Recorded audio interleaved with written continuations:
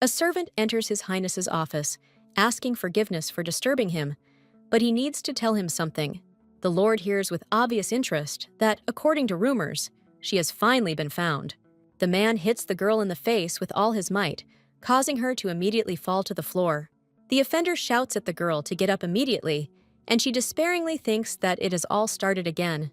The girl apologizes, but the man shouts that she, Blondina, is the most useless girl in his house. The uncle angrily declares that the girl cannot work normally and is just wasting food. The blonde is in great pain, and her uncle continues to shout that if she was left out of pity, then she should at least do her job properly. Not believing that the girl is in pain, the man jerks her up and shouts that all she can do is whine from every touch. The uncle says with fury that the girl took after her mother, having been born with a pretty face, and that she is of no further use. The man says with a grin that Baron Abelot takes in women, spending insanely large sums of money on them. The uncle declares that if Blondina does not pay off, he will sell her to the Baron, because he needs to pay off his gambling debts. Grabbing his niece by the shirt, the man says that before he sells it, he will make sure there are no flaws on it. The blonde screams in despair, begs to let her go, and hits her uncle hard on the leg, breaking free from his hands. The girl crawls away in fear and hears that her uncle's wife has come to his aid, attracted by his screams. Realizing that she can no longer endure the beatings and abuse, Blondina jumps up and runs wherever her eyes look. The girl runs with all her might and, crying, thinks that at this rate she might actually die soon. The blonde recalls rumors that circulated around the city that bloody female bodies were periodically carried out of the Baron's house. Without stopping and continuing to run, the girl desperately thinks that she does not want to end her life like this. Suddenly, Blondina trips, falls, and a ring falls out of the pouch around her neck. Shortly before her death, the mother showed the girl this ring and tenderly said that her father gave it to her, so she should keep it carefully. Looking at the jewel, the girl thinks about her mother's words and about the gift that was so dear to her. Wandering down the street, Blondina reflects that she doesn't even know the name of her father, who disappeared immediately after she was born. But despite all the circumstances, the ring is an important legacy for her, left by her mother. Suddenly, the girl squeezes the bag and thinks that the ring is the only reminder of her mother. But today, the situation has reached its limit. The blonde cries, asks her mother for forgiveness, and says with despair that she really wants to live. Instead of protecting the ring left by her father, the girl decides that she wants to use it to protect herself. The blonde enters the shop, but the salesman, seeing her, suspiciously asks what she wants from him. Turning away from the girl, the man reasons that most likely her uncle Nordy decided to sell something to pay off his debts. The seller looks at Blondina in surprise when she says that this time she wants to sell something of hers. The man looks at the pitiful bag, and the girl says that her mother left her this thing before she died. The seller laughs and says that Lily has been dead for 3 years, and Blondina is still waiting for her departed father. The girl hugs the bag to herself, and the man says with disgust that she really does evoke pity and nothing more. Taking the ring, the merchant says that he will look at it only because Blondina asks for it, but she hardly has anything to hope for. The man examines the ring and suddenly freezes in surprise, noticing a secret sign on it. The merchant stutters and calls the blonde a thief and asks where she stole the ring. The girl, horrified, tries to explain that she did not steal this thing, that it belongs to her. The man does not believe the words of the little ragamuffin and asks how she could have such a thing. The blonde says that the ring belonged to her mother and is the only thing that her father left behind. The merchant quickly gets dressed and tells the girl to stay where she is and not to go anywhere, and that he himself will be back soon. The blonde is left alone and sits in the shop for quite a long time, looking at her ring, and then hears the door creak. The girl turns to the door, sure that the merchant has returned, and suddenly freezes. A serious and obviously rich man stands in front of the blonde. The shopkeeper bows before him and tells him that the ring with the pattern was hers. The man tells the guards to take the girl away. She is very scared when they take her hand, not expecting anything good. The blonde, in horror, screams at the shopkeeper that she has money and begs him not to sell her. The girl is put into a carriage and quickly taken away, and she is sure that she is being taken to the Baron. The blonde is left in the room, and the respectable man tells her to sit quietly and not touch anything, or better yet, to stand in one place and not move. Left alone, The girl takes a candle and looks around the richly furnished chambers in surprise. Deciding that nothing terrible will happen, the exhausted child climbs into the huge bed. The blonde hugs herself. She is very scared, and she does not understand at all what is happening. Suddenly, the door creaks, and the girl is amazed to see the guards, followed by the sound of someone else's footsteps.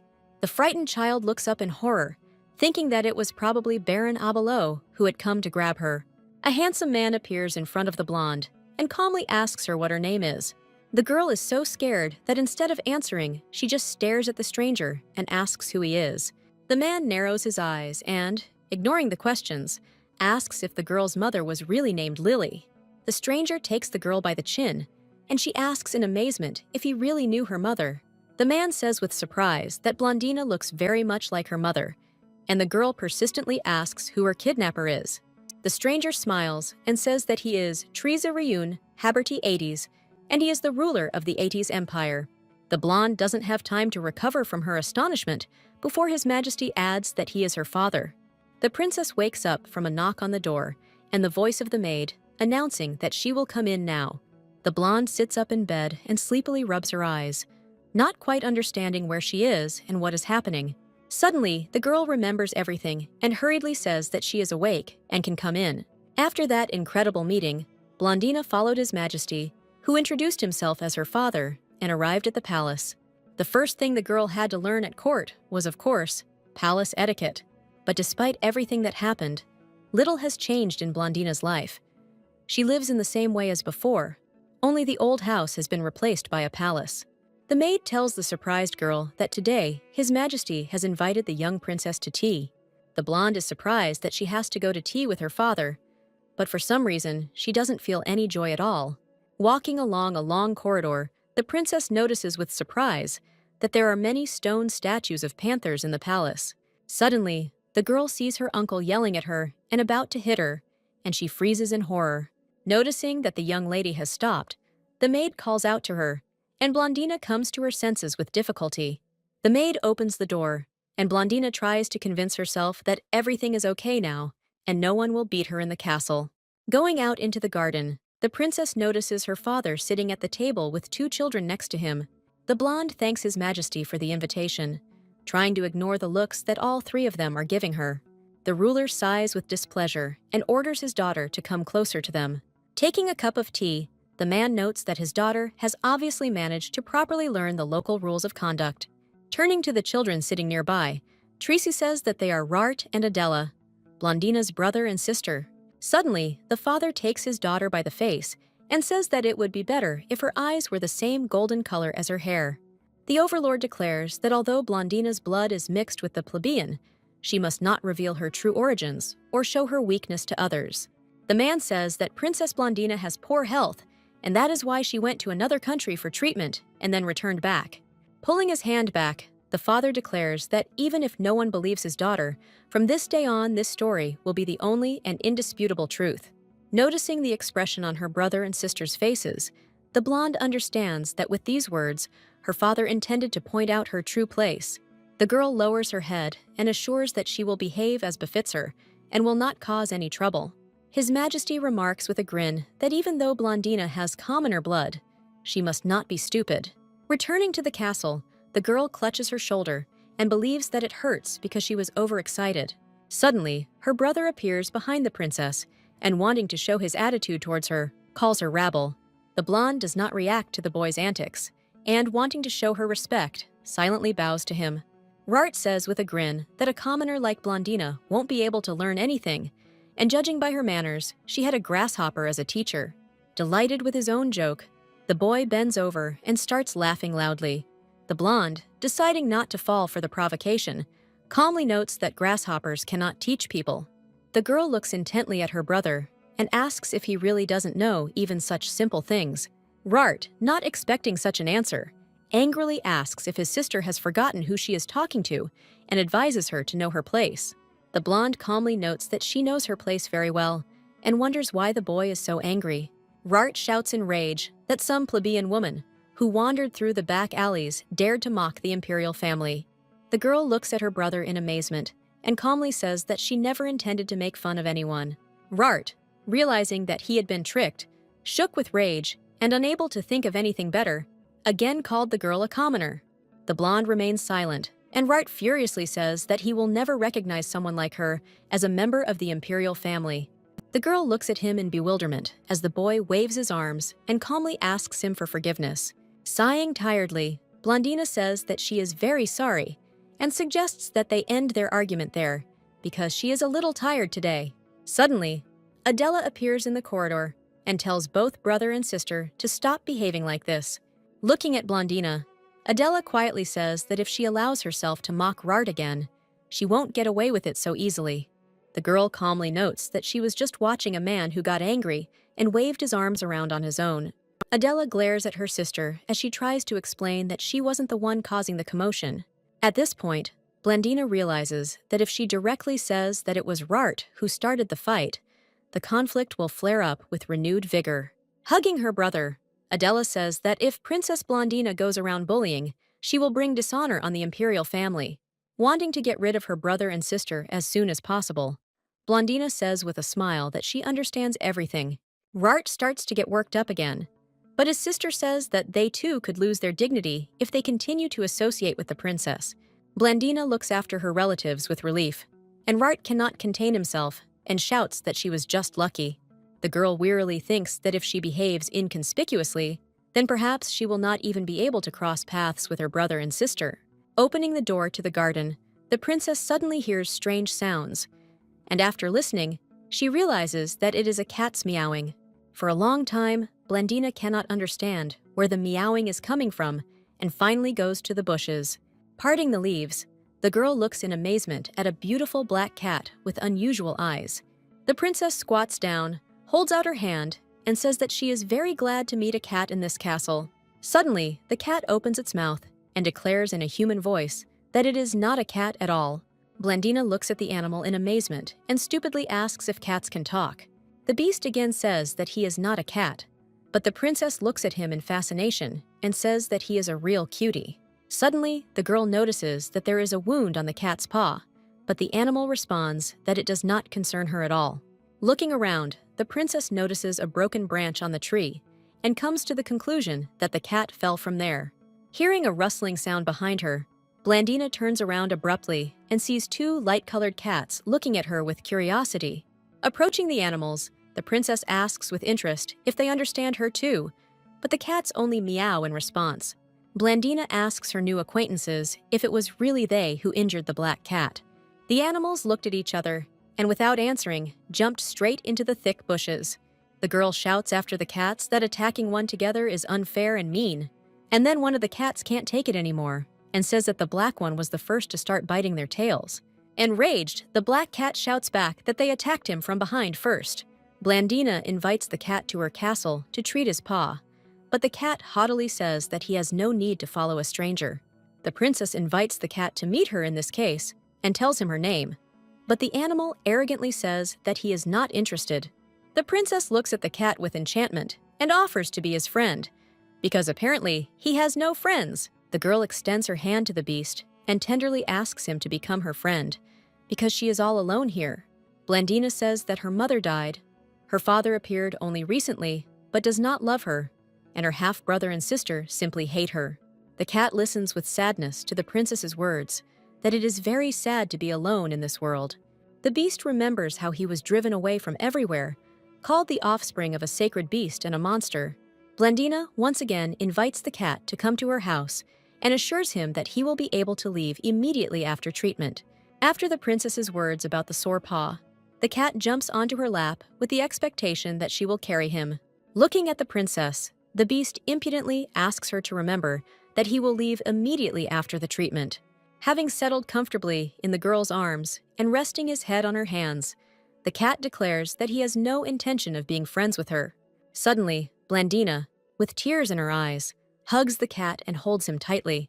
The beast turns to the girl and asks in bewilderment if she is crying. Suddenly, a huge guard appears in front of the princess and declares that he has finally found her. The guard greets the princess in a manner befitting her status, but suddenly stops mid-sentence when he notices the cat in her arms. To Blondina's great amazement, The formidable guard falls down and salutes the great sacred animal of the panther race. The girl looks at the strange scene in amazement, completely not understanding what sacred panthers are being talked about. At this moment, the cat breaks free from her hands, jumps to the side, and then something strange begins to happen. The princess looks at the magical glow as if enchanted, completely unaware of what this will all lead to. After some time, instead of a cat, a handsome young man with incredible eyes appears in front of the girl. The boy looks at Blandina and laughs, as he notes that he has said more than once that he is not a cat. The princess looks at what is happening in a daze and asks how this could have happened. Suddenly, Blandina looks down and notices with alarm a wound on the boy's leg. The boy reluctantly notices that his leg does hurt a little. The princess turns away from the young man in embarrassment, noting to herself that he is incredibly cute. At the same time, the guard looks at the young man with horror, finally realizing who is in front of him. Before them is none other than the most brutal representative of the sacred animals, the Black Panther. Despite his young age, the boy's physical abilities significantly exceed human capabilities. Noticing that the boy was looking in his direction, the guard fell to the ground again, shaking with fear. The beast covers the girl with his hand and asks the guard why he needs the princess. The man hands the princess a box and says that His Majesty ordered that the bracelet of the imperial family be given to her.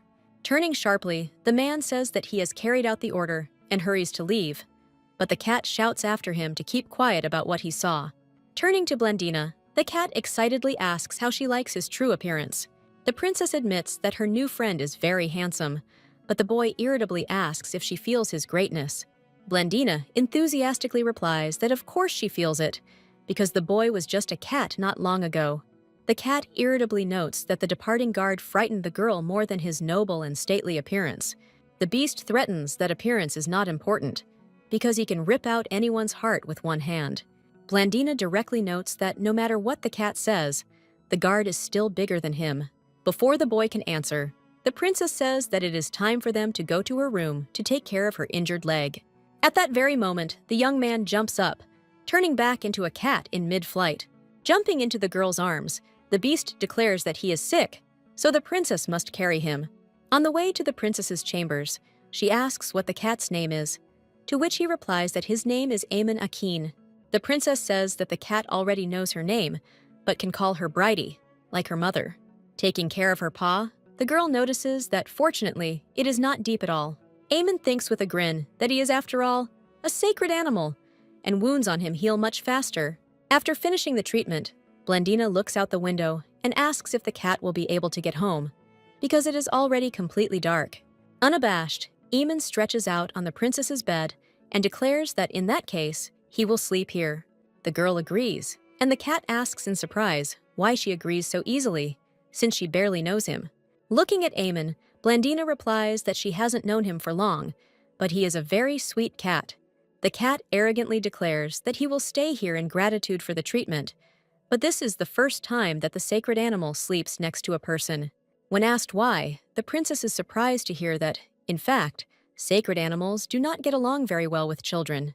The girl lies down on the bed, and Amen admits that he actually hates people because they stink of stupidity and treachery.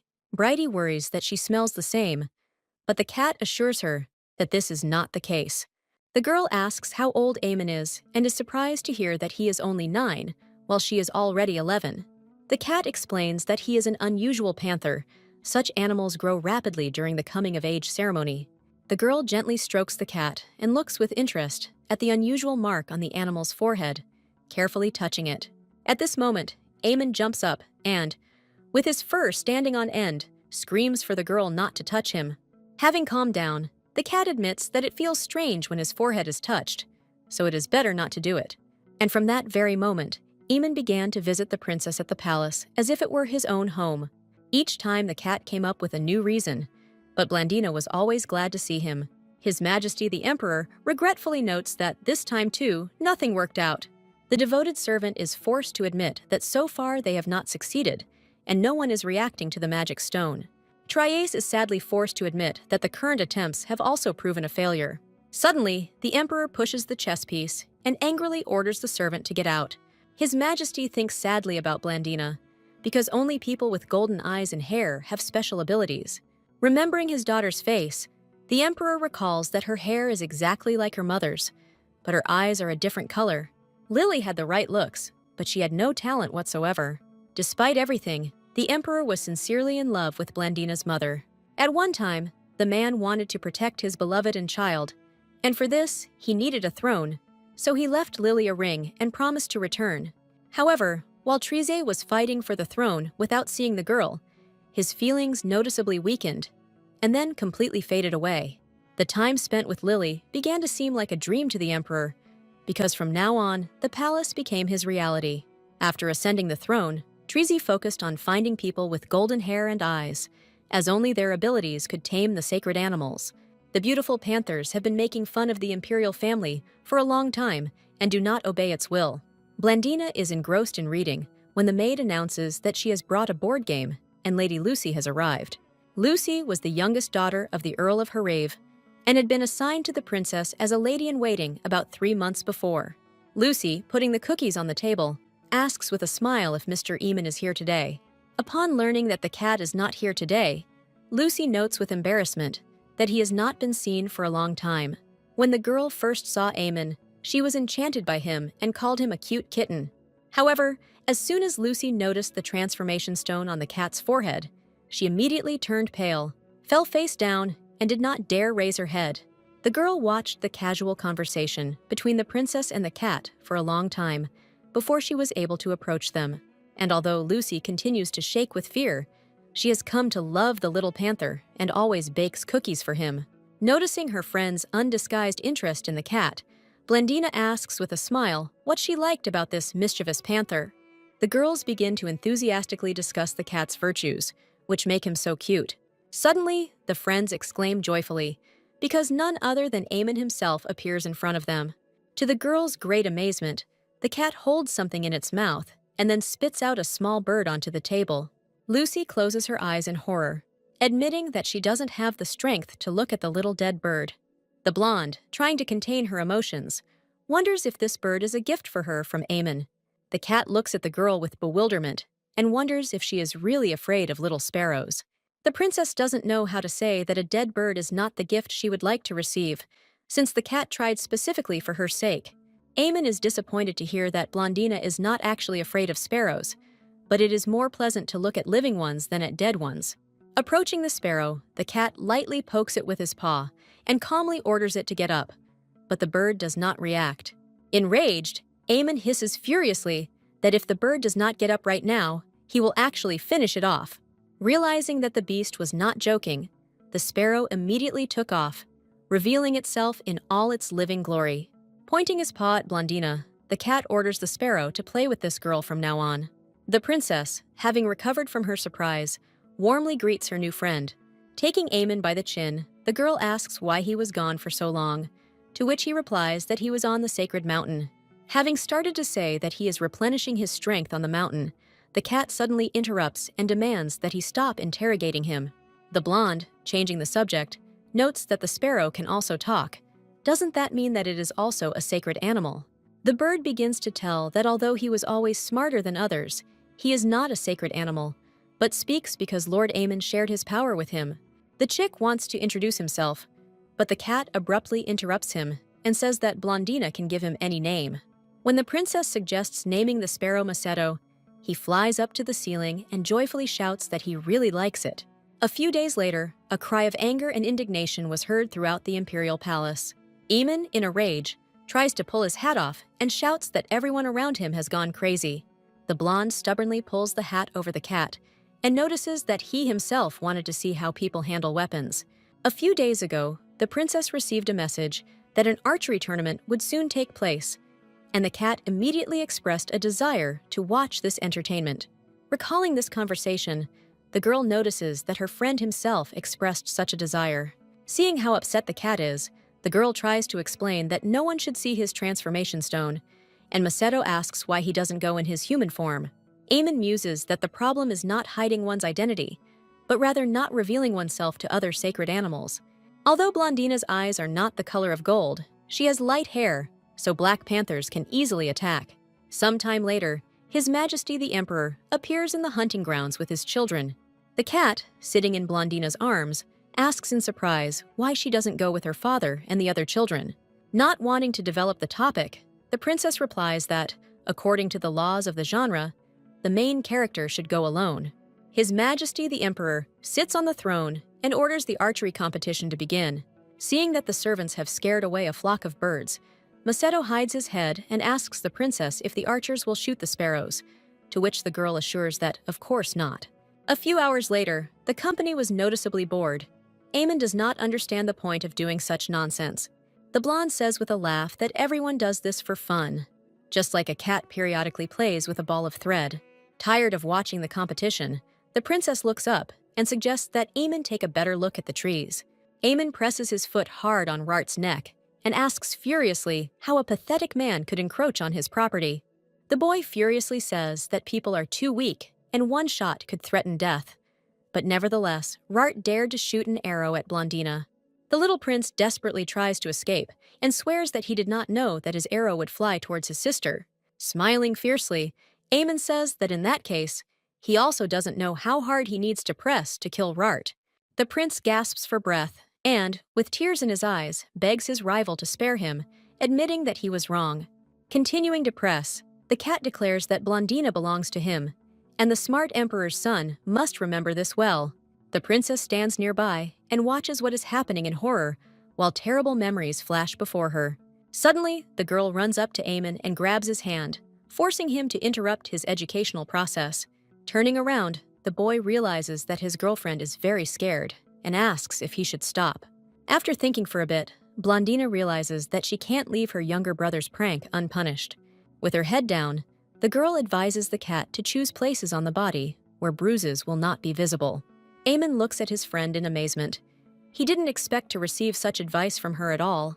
Shuddering, the princess says that Rart did not deserve to die. Even though he acted terribly stupidly, he just needs to be taught a lesson. Sharply turning the prince over onto his stomach, the cat presses his foot into his back and whispers that if he decides to take revenge on Brita, he can consider himself a corpse. Instantly turning into a cat, Eamon tells the princess that in this case, archery is much more interesting and they should go back. Approaching his friend, Eamon looks into her eyes devotedly and asks her to carry him in her arms. Seeing the princess's confusion, the cat gently hugs her leg and says that he is just her cute little animal. Put aside such words, Blondina bends down with a laugh and takes the cat in her arms. As he leaves, Eamon assures that next time he will put the squeeze on someone tougher. He can, although this was the first time he did it in human form. Rart slams his fist on the table with all his might and shouts that all sacred beasts are simply disgusting creatures. The brother tells Adele that the beast squeezed his neck and tried to break his ribs, and it was very painful. The princess asks in bewilderment how her brother could tarnish the honor of the imperial family with his carelessness. The sister says that one cannot be so reckless, because only he was humiliated, but the shame will fall on the entire royal family. Rart looks at his sister in surprise, telling her what happened. He was counting on her pity and support. Adela reproachfully asks what would have happened if her brother had ended up with this plebeian, since rumors spread incredibly quickly. The princess assures that she understands her brother's intentions. However, from this day on, he needs to be more careful and not to bother Blondina when the beast is near her. Wiping away her brother's tears, Adela assures him that she will take revenge on those who disgraced him today. The princess notes that everyone has their own weakness, so her brother should just trust her. Looking up from his documents, the emperor happily notices that his daughter has arrived. The father hugs his daughter and notices that she doesn't look well and wonders what made her sigh so heavily at such an early age. The princess cuddles up to her father and says that she feels very sad because yesterday she studied the history of their empire. The emperor frowns when he hears that his daughter's sadness is due to the empire being helpless in the face of sacred animals. His Majesty gently strokes his daughter's head and notices that they look very similar to each other. Adela looks at her father in amazement when he says that the next ruler of the empire will not be an emperor, but an empress. His Majesty says that the only way to get rid of the oppression of sacred animals is to find a descendant of the goddess, with blonde hair and golden eyes. No matter what weapons people use to fight Black Panthers, it is impossible to defeat them because their skin is impenetrable. The only ones who were able to resist these creatures were the goddess of the beginning and her child, Barakhan. Barakhan was born to rule over people and sacred animals. After some time, the goddess began to die, and her daughter disappeared without a trace, and only after 500 years, her descendant was found. However, the sacred Black Panther took the life of Barakhan's descendant, but later it became known that she managed to leave behind an heiress. His Majesty ends the story by saying that if they can find her, then peace will finally reign in the empire. The princess listens, enchanted, that if she finds the descendants of Barakhan, she will receive the rights to the imperial throne. Adela smiles smugly and assures her father that she will certainly remember his words. Blondina and Lucy watch with affection as Aemon plays with a ball of thread with such passion. The maid of honor notices with a smile that, to her great surprise, Master Aemon is very cheerful. The princess laughs, agreeing with her friend, and says that she couldn't imagine how much the cat would enjoy such fun. After some time, the cat comes to the princess and asks her to help him because he got tangled in the threads. The blonde can't help but laugh and slaps the cat affectionately, calling him an adorable cutie. To the girl's great surprise, the cat suddenly releases his claws and declares that he might even eat her for such insolence. The blonde grabs her pet in her arms and gently asks her not to eat her, since until she was 11 years old, she ate only scraps. Lucy shudders in horror when she hears that, compared to the tasteless princess, she should be more to the cat's taste. The blonde starts laughing when her friend says with conviction that she doesn't taste good either, because her family has become poor and they no longer remember the taste of meat. The girl continues to cuddle the cat, and he says that he will probably wait until both girls recover, since he does not like tough meat. Suddenly, Aemon presses his paw to the princess's face and asks her to tell him about her past life. The blonde evasively says that she lived the life of an ordinary commoner, but the cat does not leave her alone and asks what it was like. The girl sadly replies that she had nothing and was eating discarded bread, to which Macedo remarks that she was obviously a beggar. Aemon notices that as soon as the conversation turns to her past life, her friend suddenly becomes silent, and the same effect occurs if she sees a large man. Suddenly, the cat licks Bridie's cheek and asks her to tell him everything, and he will help her kill the images from the past that torment her. The girl looks away sadly and promises to tell about everything as soon as she is ready. The maid helps the princess get dressed and notices that the dress given to her by His Majesty suits Blondina very well. Turning to Aemon, Bridie says that she has to go to an appointment, so her friend will have to play with Lucy and Macedo today. The cat looks at his friend with irony and asks if, in her opinion, he is not capable of playing alone. Having already opened the door, the ready princess turns around and tells her pet that she will return to him soon. The blonde is very nervous as she enters a room full of guests and hears the footman announce her arrival. Immediately, whispers begin in the hall about how the illegal princess doesn't know her place at all, and, what's more, doesn't consider it necessary to adhere to the color dress code. Bridie walks coldly past the groups of guests, knowing that she was supposed to be treated like a fool, but wondering why she was invited at all if everyone was behaving like this. Noticing the brother and sister, the princess is disappointed to see them looking at her and whispering. Suddenly, all conversations cease as His Majesty Emperor Atz enters the hall. Everyone looks at their ruler with admiration and joyfully greets him, calling him the Great Sun.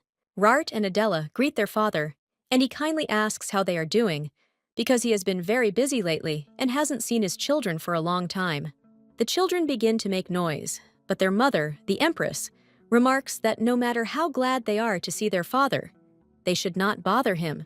The Emperor's wife reminds him that he needs to meet with a group of dukes, when suddenly he notices a girl who stands out in the crowd of guests. To his surprise, Atz realizes that the only guest in a blue dress is none other than his daughter Blondina. While examining the princess, the Emperor asks the children if they are friends with their older sister. After exchanging glances, Rart and Adela confidently say that yes, of course, they are friends with their sister. Looking away, the father tells the children to go and talk to Blondina, because it is not proper for the princess to stand alone. The brother and sister and their company approach Blondina with an arrogant look, and she thinks that it was not necessary to do this at all. Adela starts talking loudly with her friends, discussing some insignificant nonsense. Turning to her sister, Adela asks with a smile what she thinks about what is being discussed. The blonde freezes in confusion, realizing that all the conversations are being conducted in the imperial language, which she does not know. Noticing that everyone started laughing, the girl sadly thinks about how long all this will continue. Was this performance really not enough to humiliate her? Adela pretends to apologize for the personal matters they were discussing and invites her sister to join the conversation, but Blondina assures her that she has nothing to tell. Suddenly, the princess, disregarding etiquette, declares that she wants to get some air and is therefore forced to leave the company. The young people are somewhat surprised, since this is completely against the rules of palace etiquette. Adela looks at her sister with anger, thinking that this country bumpkin will never learn anything. Suddenly, one of the young men asks the princess where the Blondina usually is, because no matter how long he was in the palace, he never saw her. Adela looks at Philip with displeasure and asks why he is interested in this mudblood. Philip calmly notes that despite her origins, Princess Blondina is very self-confident. Adela notices that her interlocutor confuses confidence with impudence, and that he only needs to talk to Blondina once, and he will understand how illiterate she is. Philip does not answer, but only looks with interest towards the garden, where the eldest princess has gone. The blonde walks down the path irritably, thinking that if this company wanted to humiliate her, then it would be better if they just beat her up. The princess unfolds the napkin and says loudly that the pie is very tasty and that someone will be very surprised when they try it. A moment later, Eamon pounces on the pie and asks how Bridie knew he was there. The princess laughs and says that she noticed a shadow in the window and immediately realized that it was her cute little kitten. A few days later, Lucy tries to teach Princess Blondina how to play imperial chess. Suddenly, there is a knock at the door, and the maid announces that Duke Rodson's son, Mr. Philip, has arrived. The blonde heard about the Rodson Duchy, one of the 4 families close to the emperor, and, intrigued, orders the young man to be invited. A cute boy enters the chambers with gifts in his hands and greets the princess according to all the rules of the empire. Bridie returns the greeting, thinking that Adela might have sent this boy to bully her again. Philip says with a smile that they met at a reception a few days ago, but he was unable to greet her, which is why he came. The blonde smiles sweetly, but thinks that she doesn't believe the boy's words at all and is waiting for another trick. Suddenly, Philip hands the princess a box and says that he came to her only to give it to her. Opening a box containing a delightful brooch, the boy explains that a large stone was recently discovered in their mine. Amazed by the magnificence of the brooch, Blondina asks why Philippe is giving it to her. The princess is surprised to hear in response that they made one brooch for Adela, and then he remembered that there is another princess in the empire. The blonde feels very strange after receiving the gift, because before everyone ignored her, despite her status. Philip continues to tell his story, when suddenly Eamon jumps out from around the corner and flies straight towards the young duke. At the last moment, Lucy manages to grab the cat and begins to mumble something about her pet finally returning. Philip hands the puzzled princess an envelope and says that it is an invitation to his birthday. While the duke is telling what an honor it will be for him to have the princess present, Eamon quietly makes his way to the boy's feet and bites him with pleasure. The blonde tries to justify the cat by saying that he is not in the mood today, and, in order to change the subject, says that he will try to come to the party. As he leaves, Philip bows and assures her that he will wait for the princess and that her presence will be a great honor for him. As soon as the door closed behind the boy, Blondina rushes furiously to the satisfied Eamon and asks what is wrong with him today. Looking at the cat with affection, the princess thinks that she cannot understand the behavior of the sacred animal. Apparently, he got up on the wrong side of the bed today. Lucy carries a plate with more cookies and smiles as she invites everyone to help themselves. Eamon looks at Philip's gift with anger and asks why he gave some strange branches and grass. Lucy notices that Philip's gift is actually a very expensive item, as it is made from very rare plants. Suddenly, the cat declares that the flowers in his flower bed are even more beautiful and hits the thin glass with his claws with force. The blonde, not expecting anything like this, jumps up with a scream and runs to the cat. Grabbing the cat's paw, the princess looks at it closely, fearing that Eamon might have hurt himself on the glass. The cat looks closely at the girl and asks why that boy came after all. Eamon notices the envelope and jealously asks why his friend needs an invitation and continues to grumble about the strange herb. To ease the tension, Lucy laughingly says that Eamon should ask questions one at a time, otherwise the princess won't be able to answer. But the cat does not give up and says that he does not understand at all why he should hand over the invitation personally when he can simply hand it over with the servants. The blonde already opens her mouth, but suddenly realizes that if she tells the cat about the brooch, he will break it too. The girl continues to listen to the cat's displeasure with a smile, not understanding why he is so upset. When the princess says she doesn't know what Philippe is thinking, Eamon jumps up in a rage and shouts that she should be the one to know. The girl grabs her friend in her arms, strokes him tenderly, and asks why he is so angry. Realizing that he was acting stupidly, Eamon calmly asks if his girlfriend will go to this celebration. Suddenly, Blondina remembers her sister and understands that another evening of humiliation is ahead. The girl waves her hands and says that she needs to think about it because constantly missing such events will not do her any good. Bridie sadly says that she cannot ask anyone to teach her the imperial language, and she is not able to learn it herself. Eamon looks at his friend in surprise and asks if she really wants to learn the ancient language. The princess admits that she really wants to, but she heard that learning it is not so easy. The girl says that even in the imperial library, there are no books dedicated to this language. Eamon smugly beats his chest and declares that this is not a problem at all, since he is the one who will be able to teach the princess. Bridie looks at her friend with admiration and asks if he really knows the ancient language. The cat smugly tells us that he belongs to the line of sacred panthers, where noble blood is passed down from generation to generation. The princess grabs the cat in her arms, starts spinning around the room, and happily thanks her friend for his help. The next day, Lucy brings the ink, fountain pen, and parchment that her friends asked for. The blonde looks at Eamon with interest, wondering how he is going to hold the pen with his paws. The cat, realizing what his friend was thinking, jumps off the table, and the room immediately lights up with bright light. A few moments later, Blondina looks at the handsome young man who appears before her with puzzlement. Eamon looks at the princess with a smile and declares that he is now completely at her service. The girl can't take her eyes off the cat, and Macedo, without hesitation, declares that Mr. Eamon is simply irresistible. Suddenly, Bridie asks why Eamon turned into a human when he could have remained a panther.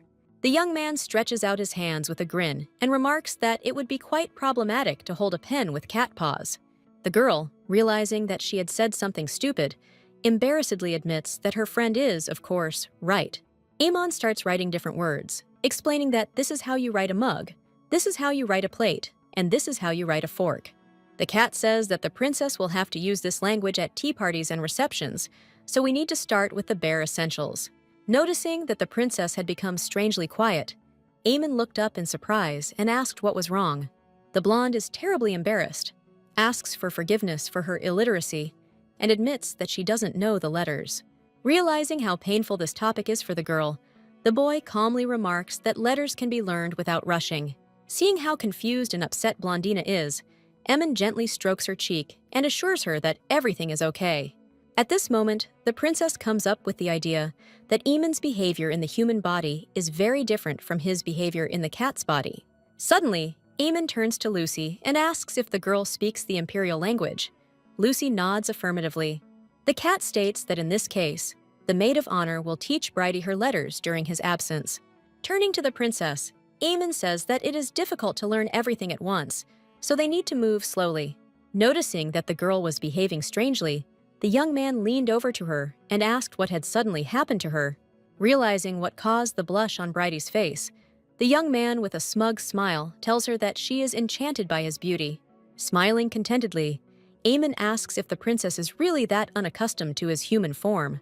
Without waiting for an answer, the boy instantly turns into a cat and walks importantly around the room. Taking the girl by the hand, the cat declares that since Bridie has not yet learned her letters, there is no need for him to remain human. The princess begins to gently stroke the cat, thinking that her little cute kitty has returned. Although the girl likes Eamon the human, for some reason she gets lost in his presence and doesn't know what to do. Sometime later, Blondina sits in the palace garden and desperately struggles with the letters of such an incomprehensible language. Suddenly, a voice is heard next to the princess, telling her how to correctly read the word written on the piece of paper. Turning around in fear, the girl is surprised to notice her father, the emperor, nearby. Embarrassed, the princess bows low and greets His Majesty in the traditional manner. The man pats his hand, calling the girl to sit down, and asks if she has become accustomed to the palace way of life. The blonde politely replies that she is fine, and, thanks to her father, there is nothing that would cause her any inconvenience. Suddenly, the father picks up a lock of the girl's hair and says that she looks amazingly like her mother, Lily. The blonde listens with surprise that, in her father's opinion, since she lived in the house of a feudal lord, Lily married a second time. Suddenly, the girl interrupts her father and says that her mother was neither the feudal lord's mistress nor his wife, and she never had anyone except His Majesty. The mother always told her daughter that her father was very elegant and the most wonderful man. Lily knew that Ates was hiding his title, but she turned a blind eye to it because she loved him very much. Bridie's mother knew that her loved one could leave at any moment, but she always told the girl that she was a child born of love. The princess continues, squeezing her hand, that her mother was very beautiful and many people courted her, despite the burden of her daughter. The emperor listens with surprise that Lily never wavered, and no matter how hard it was for her, she always missed him. The girl passionately tells how her mother worked alone to raise her on her feet and never forgot the man for a moment until her death. Completely forgetting about the distance, Blondina declares to His Majesty that this is what her mother really was like. The emperor looks intently at his daughter, seeing before him the face of his former lover, brought to life in his memory by the girl's words. The blonde admits that more than anything in the world, her mother treasured the ring left to her by Ates. The princess enters the room exhausted and tells Lucy and Eamon that she has returned. Lucy reports that Philip has sent another invitation to a party that will take place today and is wondering if his friend will go. The blonde replies that it would be awkward to refuse and asks her faithful friend to help her get ready. While the girls are getting ready, Eamon asks suspiciously if Bridie is sure everything will go well. When asked to go with her, Bridie replies that the cat will be bored hiding in the bushes, but he offers to go with her in human form. The princess understands that she would feel much more confident with Eamon. However, she does not want to become a burden for him. The girl turns away and assures that everything is fine and she will go alone. The blonde winces when she hears the question whether the problem is that she doesn't want to appear at an official event with the beast. The princess grabs the cat by the paws and assures him that she has never had such thoughts, and she does not understand how he could think that about her. Seeing that Eamon has turned away in offense, Bridie tries in every way to convince him that he is wrong. In fact, Eamon remembers at this time how often he became the subject of ridicule and how he was constantly driven away from everywhere. The cat, still offended, says that all people are the same, but in the end, it's time to close this topic. The princess looks at her friend in surprise, and he advises her to bite the offender properly at the reception if she is bothered. The blonde shakes the cat's paw, says that it's time for her to go, and wishes Eamon a lot of fun in Lucy's company. Arriving at the appointed place, the princess thinks only about whether her friend is happy in Lucy's company. Lately, Blondina began to jealously notice that the cat and the maid of honor were getting along very well with each other. Bridie reflects that every time she plays with Eamon, she teases him with her tight hugs.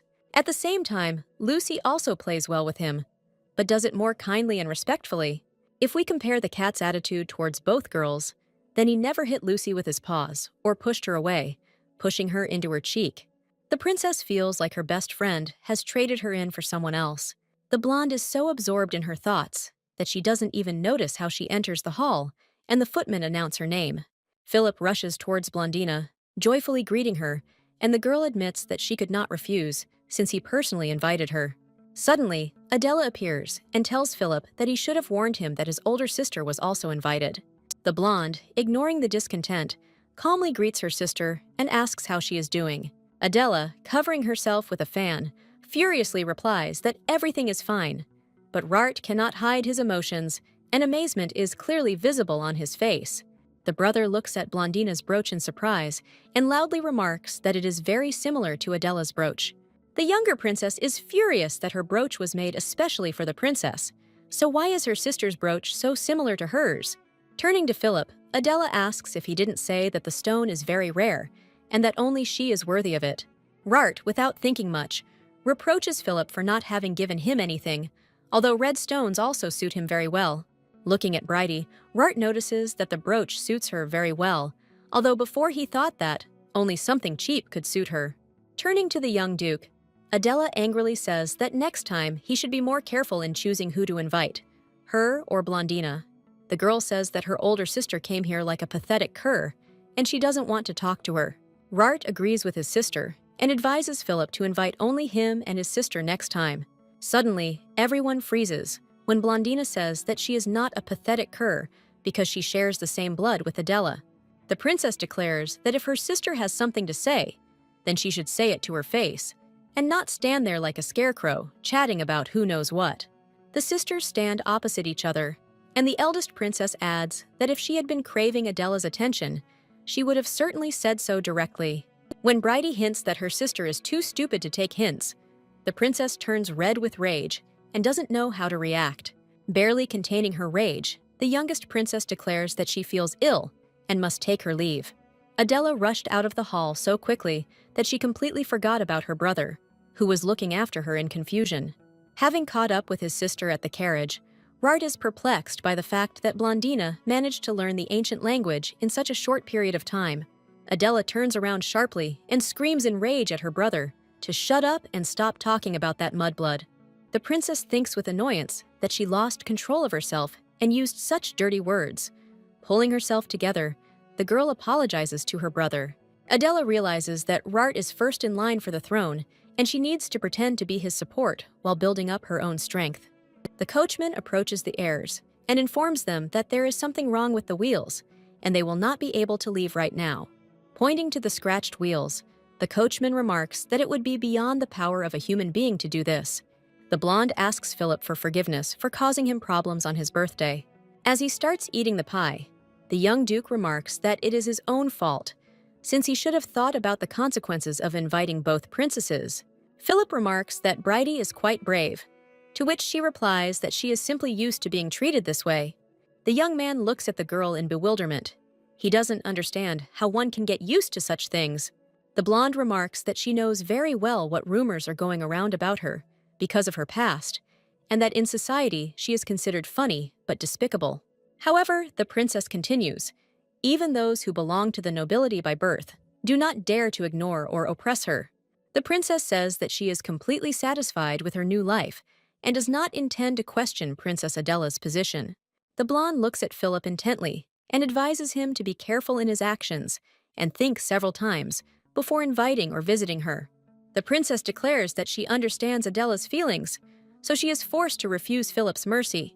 The young duke looks at Bridie intently, his heart beating strangely, but he agrees with the princess.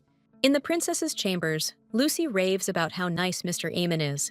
The blonde is touched by her friend's stories and asks what kind of relationship people have with the sacred animals Shinsu. Macedo passionately tells that there was an endless bloody war between humans and Shinsu, and even now people grit their teeth when they see Aimon. When the princess asks him about the feud in surprise, the sparrow says that he doesn't really know the true reasons for it. Lucy explains that one day the dog that controlled the Shinsu disappeared, and after that, a war began between them and humans. The lady-in-waiting continues that the Shinsu are strong, but there are more people, and in the end, a peace treaty was signed. The princess asks that if a peace treaty was signed, then relations should be normal. Why is this not the case? Bridie is surprised to learn that the imperial family began to exterminate the Shinsu after signing the treaty, and such genocide is not easy to forget.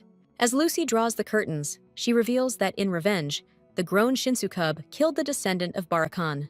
Having pulled the curtains tightly, the girl concludes that the killer was a black panther. Seeing the surprise on her friend's face, Lucy says that rumor has it that the black panther went mad while fighting the descendant of Barakan.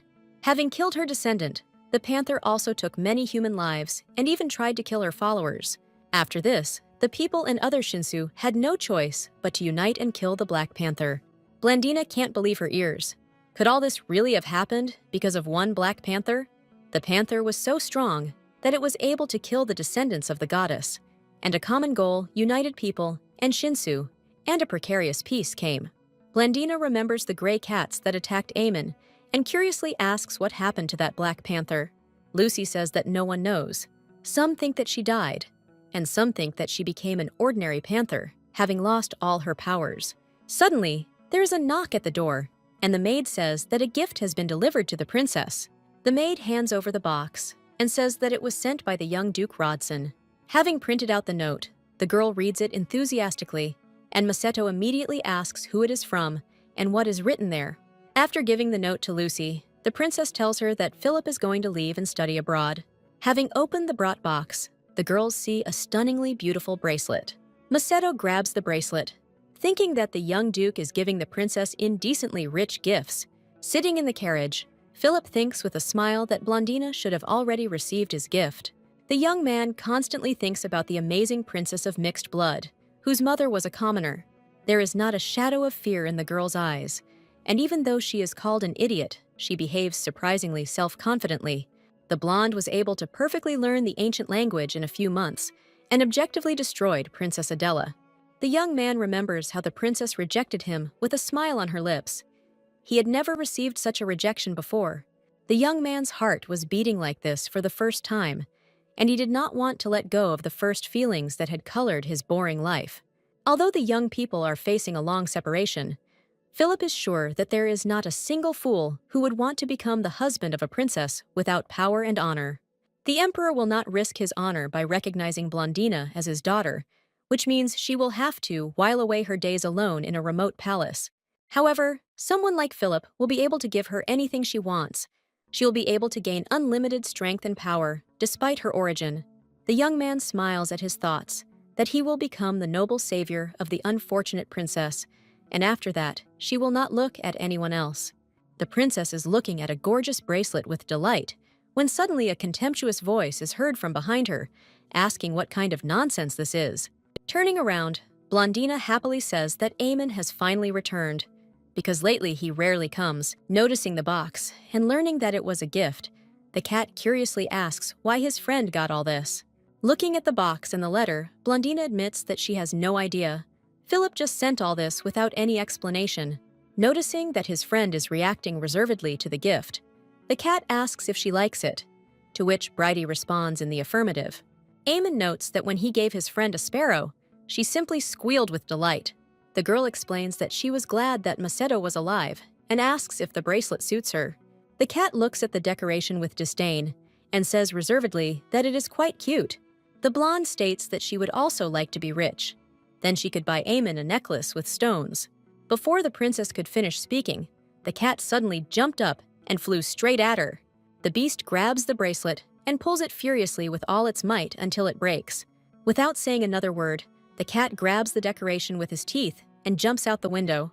The blonde looks out the window in shock and asks Lucy who she can complain to about Mr. Shinsu stealing her jewelry. The princess looks out the window. A week has passed since Eamon stole the bracelet and ran away. The girl doesn't understand why he did this. Did he really think that greed would awaken in her? And now he's ashamed and doesn't come. Bridie realizes that this is all nonsense, because the cat is more important to her than all the trinkets. Lucy says that it is time for her to leave, and Masato also says that he is flying away, and says goodbye to the princess. Left alone, the girl sadly thinks that without her pet, it has become too quiet around. The princess wants to go looking for the cat if he doesn't come tomorrow, but she regretfully realizes that she doesn't even know where he lives. Someone holds out a sword and says that she, Barakan, has one task. To ensure peace, she must use her power and save people. In her sleep, Blondina moans. She feels that she has no more love and does not understand who these strange people are around and what they want. And the strange voice in her dream does not stop and assures her that she should simply trust it. A strangely familiar vision appears before the girl. She can't breathe at all, as if someone was sitting on her chest. Blondina suddenly woke up and opened her eyes, happily realizing that Eamon was sitting on top of her. The cat vigorously wakes up the princess, and she thinks with pleasure about how soft his paws are. Having finally woken up, the girl thinks with relief that it was just a dream. After a while, Blondina notices that Eamon has not been in the palace for a long time, but the cat only nods silently. Suddenly, Shinsu approaches her friend and throws a homemade ring into her hand. Bridie looks at the decoration in amazement and asks if Eamon is really giving it to her. Putting the ring on her finger, the princess asks where the cat got it and expresses her hope that he did not steal it. Eamon asks, offended, if he really looks like a thief, to which the girl recalls how he ran away with her bracelet. Blondina says that the ring is a little big for her. She will ask to make a necklace out of it. Eamon immediately says that he can give her a necklace. The princess assures that there is no need to do this, because not long ago His Majesty gave it to her. At this point, Blandina begins to think, as usual, that His Majesty has not been himself lately. The princess looks around and remembers that just recently, the Emperor suddenly changed all the furniture in her chambers and then gave her a necklace. Reasoning, the girl comes to the conclusion that her father's attitude towards her changed after that conversation in the garden. Eamon interrupts the princess's thoughts and says that now Bridie should not date the guy who gave her gifts. The cat confidently says that from now on, he will bring gifts to the princess himself, and she should not meet with Philip or answer his letters. Bridie picks up the cat and he angrily asks who his friend will choose, him or the young duke. Teasing the cat, the princess remarks that the duke has a lot of power, but Eamon, in all seriousness, says that he will share his. The cat shouts that the girl can't just go and yell at the emperor, and he himself can support her from the shadows so that she gives it to everyone. Deciding that she has tormented her friend enough, Bridie tells him that he has nothing to worry about, since the duke has gone far away and will not return soon. Eamon is clearly pleased to hear that Philip has gone away to study, and now he has absolutely nothing to worry about. Gently stroking the cat, the princess says that he and the duke cannot even be compared. And of course, she will always choose Eamon. Lucy enters the room and remarks that the weather is wonderful today, and Blandina notices that she has something in her hands. The maid of honor points to a bundle of twigs and mysteriously says that she specially asked her family's servants to bring it today. The girl places one twig in front of Shinsu and offers him to take it, and the cat notices a strange smell. Giving one branch to Eamon, Lucy says that cats love this tree very much, which is why she brought a whole bunch. Suddenly, Shinsu grabs a branch with his teeth and, not paying attention to anyone, jumps off the table. The princess jumps up in surprise, not understanding how she could have attracted Eamon to some branch. Meanwhile, Shinsu holds the branch with all his paws, bites it, and purrs loudly. Seeing the cat's fascination with the branch, Blandina kneels down and asks with a grin whether Eamon would choose her or the stick. A few seconds later, Eamon appears before the girls in human form. Turning around, the young man looks straight into the princess's eyes with a smile on his face. Bridie is speechless, and even though her cheeks are flushed and her heart is pounding like crazy, she can't take her eyes off the Shinsu. The young man lays his head on the princess's lap and, looking up at her, says that of course he chooses her. When Eamon touches the girl's cheek with his hand, she blushes deeply, but still cannot take her eyes off him. Blandina is sure that the branch had some strange effect on Eamon, because this is not the first time he has turned into a human, but she has never experienced such feelings before. The girl notices that the guy couldn't tear himself away from the branch, but he confidently declares that she is the only and most important one for him. The princess closes her eyes and feels butterflies fluttering in her stomach. Soon the empire signed a trade agreement with the kingdom of Sicily, and the prince and several aristocrats arrived. Blandina politely greets the envoys from the neighboring kingdom and wishes them to feel at home. It was not a grand event, but the entire royal family gathered to greet the guests. The emperor looks at all his children with a smile. They are so beautiful that they can truly be considered the pride of the empire. Suddenly, a snake appears in front of Adela, and the girl, very frightened, screams loudly. The prince of the neighboring kingdom, with a sweet smile, asks the princess not to be afraid, because the snake does not bite and is actually smarter than most people. When the snake appears in front of the blonde, the girl not only is not scared, but on the contrary, looks at it with interest.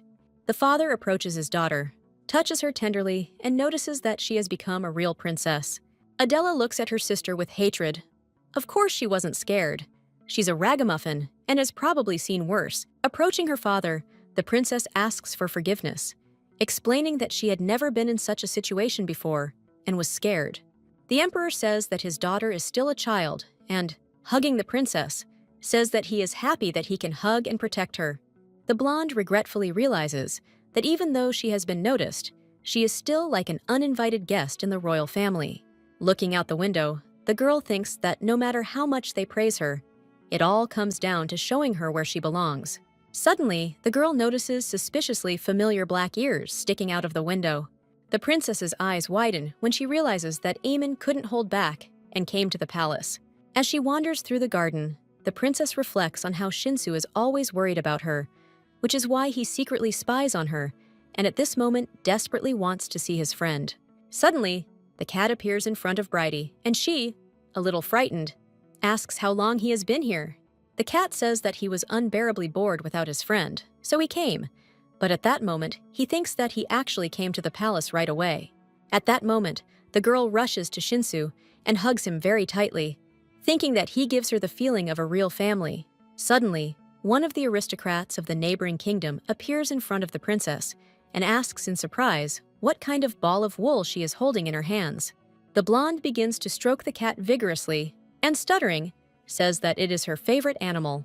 The man says that before leaving, he wanted to capture the emperor's beautiful palace in his memory. Suddenly, the man throws his hand forward, which greatly frightens the princess. The blonde closes her eyes and screams in fear, feeling something strange sliding down her hand. Opening her eyes, the girl sees a small snake, and the ambassador says with a smile that he also has a small animal and is very glad to meet it. To the man's great amazement, the snake wraps itself around the princess's neck and looks at her with interest. The ambassador notes that the girl is so beautiful that even animals adore her. Looking at the cute snake, Blondina tells the disgruntled cat that they are very similar, even their color is the same. The girl doesn't have time to come to her senses before the Shinsu suddenly raises its paw and hits the snake on the head.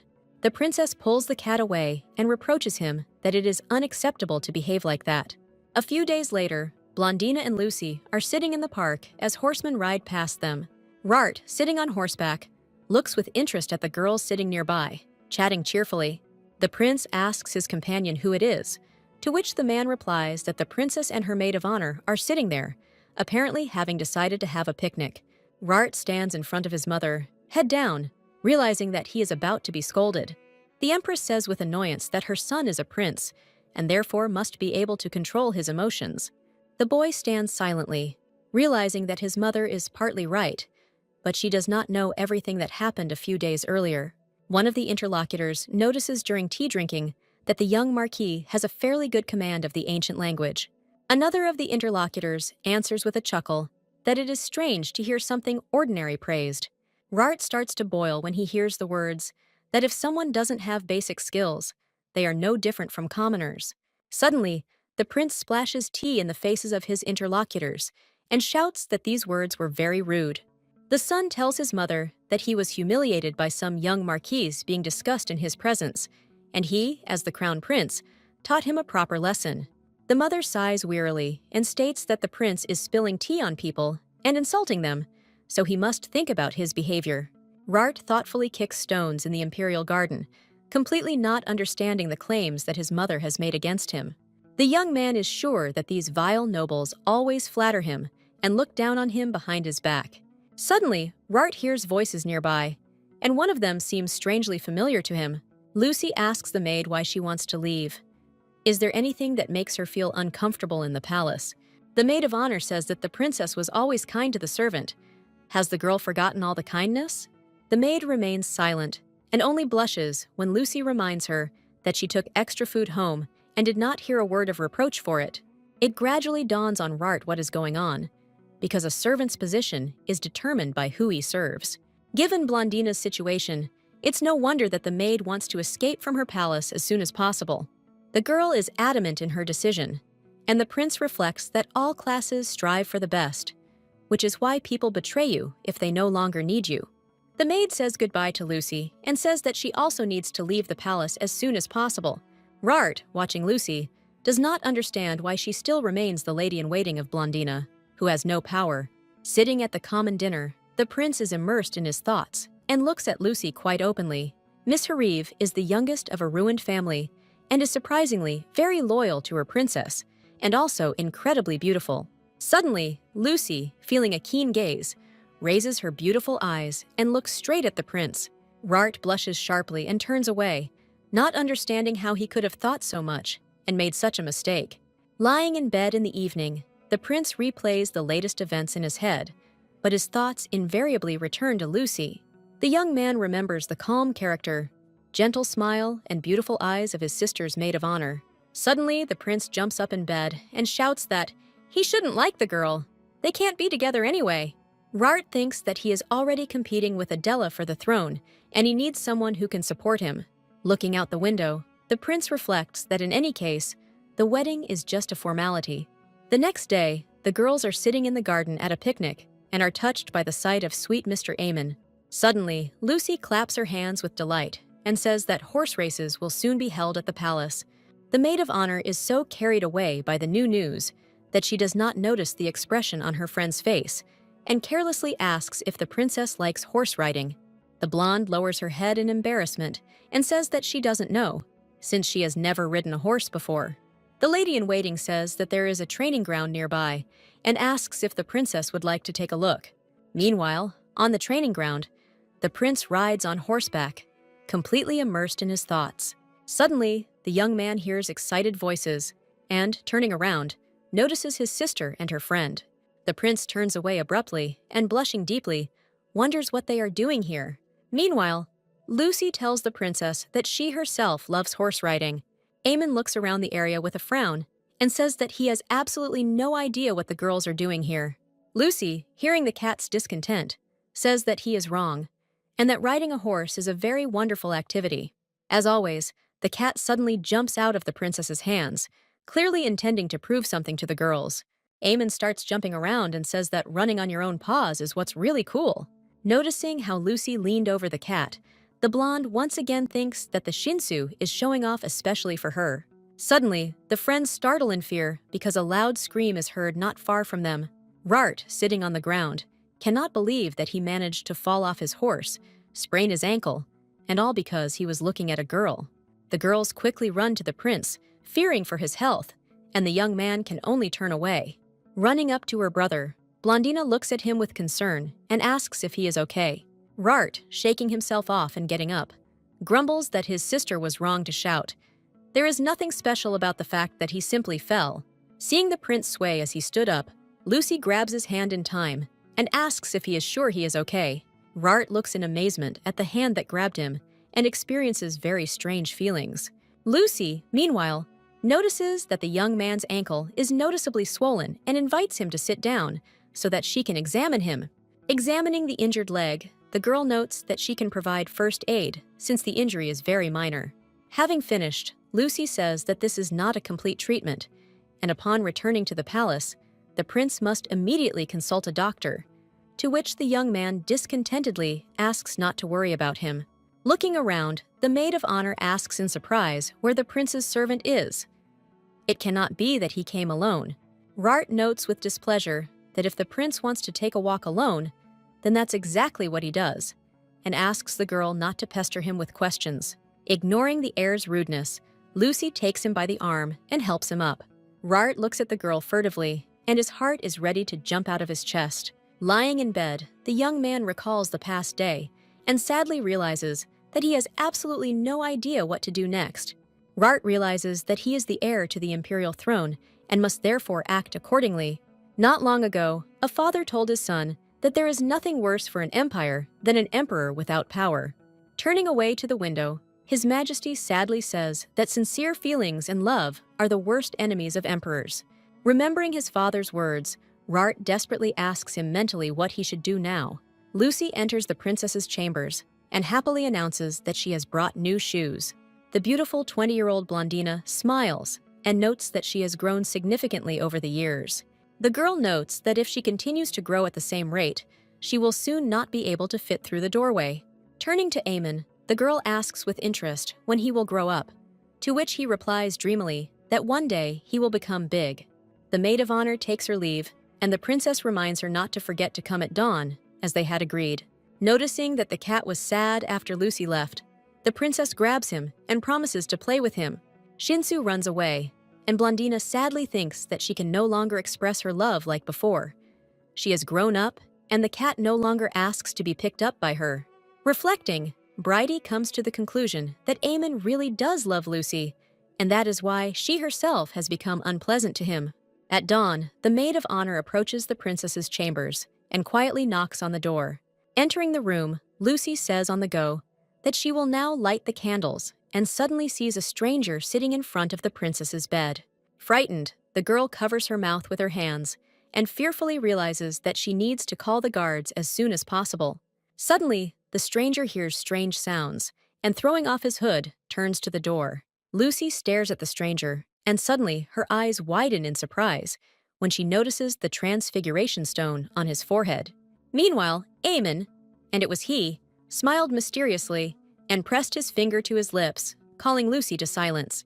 Shinsu sits down in front of the sleeping princess, and the maid of honor leaves the room, quietly closing the door. The man gently strokes the blonde's cheek and whispers, asking her to look at him. Running a strand of the girl's hair through his fingers, Eamon whispers that he promised to grow up one day. The cat lies lazily, curled up in a ball, when suddenly he hears a voice calling his name. Turning around, the cat notices the elder of their Shinsu clan approaching him. The elder reproachfully says that Eamon is lying here, and when he sees the elder, he behaves like a mortally ill person, not even wanting to get up. Shinsu lazily raises his head, and the elder asks if he has decided who will be his observer at the ceremony. Eamon, to the elder's great displeasure, falls on his back and lazily says that he will still have time to choose. The old panther notes that usually the parents become observers, but in Eamon's case, she can replace them. But to the elder panther's surprise, the cat calmly remarks that he will ask someone from the ruling family to be present. Shinsu looks at the elder with a sly smile and says that it is not so bad when people wish for happiness. The panther notes that this is certainly not a precedent, but does Eamon really want to trust people on such a crucial day? Remembering the image of Blondina, Eamon is sure that she will definitely make this day special. But out loud, Shinsu calmly says that this is not such a significant day for him. The cat notes that the royal offspring hate animals and forcing them to sit in the forest, so they know their place is not such a bad idea. The elder admits that it all sounds pretty good and asks if Eamon will ask the emperor to be present. The cat picks a flower and replies that he doesn't need the emperor, he will ask his firstborn to be present. Panther notices that Harla and Santi are also contenders for the championship, and at the ceremony, they will have to choose a new leader. Eamon, having adorned himself with a plucked flower, looks mysteriously at the elder and asks if she is planning to have a duel. The panther explains that after the death of Eamon's mother, they had no leader for 10 years, and she planned to duel for the leader's place as soon as he grew up. Looking at the silent cat, the elder asks with a grin, only that he not kill his rivals. The cat says with a grin that he will simply make the other panthers fall on their stomachs and wag their tails. In fact, Eamon is not like those beasts. He does not lose his head at the sight of blood, and he does not intend to commit massacre in a fit of madness. Suddenly, the elder looks closely at the cat and asks how long he intends to remain in this form. Eamon states that he enjoys being cute, and that being small makes it much easier for him to move around. The elder looks at his ward with a smile and notices that he has not changed at all. The emperor throws his head back wearily and sighs loudly, puzzled by his thoughts. The wife looks at her husband with concern and asks what is troubling His Majesty so much. Tracy says he needs to send his firstborn to the ceremony, but he's not thrilled about the princess sitting in the forest watching the animals. The empress notes that they cannot resist the desires of the animals, and if they ask someone, then they are obliged to do it. The emperor winces when his wife remarks that there is nothing wrong with the animals asking to send a child that is not theirs. The empress's face changes from the rage with which her husband declares that Blondina Rune Atz is also his daughter. The woman tries to justify herself, but at that moment, the servant announces that Princess Blondina has arrived. Upon entering, the princess politely greets her father and stepmother and asks if her father called her. Without delay, the emperor immediately tells that the Shinsu are preparing to perform a sacred ritual and have asked for her presence there. His Majesty notes that the place is not safe, but everything will be fine, and asks if his daughter wants to go there. The blonde, deciding not to go into details, lowers her head and simply answers that she agrees. There is an awkward pause between father and daughter, both of them completely at a loss as to what to say next. The empress, watching this scene, cannot bear it, and declares that if the girl understands everything, then she should not stand rooted to the spot. Adela can't believe her ears when the maid tells her that Blondina will be attending the Shinsu ritual. The maid, bowing her head low, says that everything is so. It was the emperor's firstborn who was ordered to appear at the ceremony. The princess bites her lips in rage. The emperor's attention wasn't enough for her sister, so now she wants to have connections with the Shinsu. Looking at the maid, Adela orders her to keep a close eye on Blondina, and, if she sees anything suspicious, to report it immediately. The girl understands that in order to achieve her goal, she must use any, even the smallest, opportunity. Bridie presses the cat's paw to the envelope and asks what it means to be an observer at the ceremony. Eamon replies that she will just need to sit next to him at the ceremony, nod her head, and help if needed. The princess freezes warily and asks if she is fit for such an important and responsible role. The cat assures her that nothing special will happen, and when the princess takes his paw again, he indignantly asks what she is doing. The blonde replies with a happy laugh that she is stamping a letter for Lucy. Bridie asks if she needs to prepare anything, because she can't afford to make any mistakes at such an important event. Eamon confidently says that the girl should trust him. Just come and not worry about anything. The princess, to the cat's horror, notices that he invites her as if he is going to propose. Eamon, behaving very strangely, assures her that his friend is talking nonsense. He just asks her to come and observe the ritual. Shinsu literally jumps when Bridie notices that Lucy is currently taking bridal classes, even though she doesn't have a groom yet. Looking intently at her friend, the princess asks what is the matter, whether he is over-dramatizing the situation. Blondina thinks that Eamon is really worried about Lucy, and she doesn't like it very much. The cat asks if the princess and Lucy are of marriageable age, and is very surprised that this is exactly the case.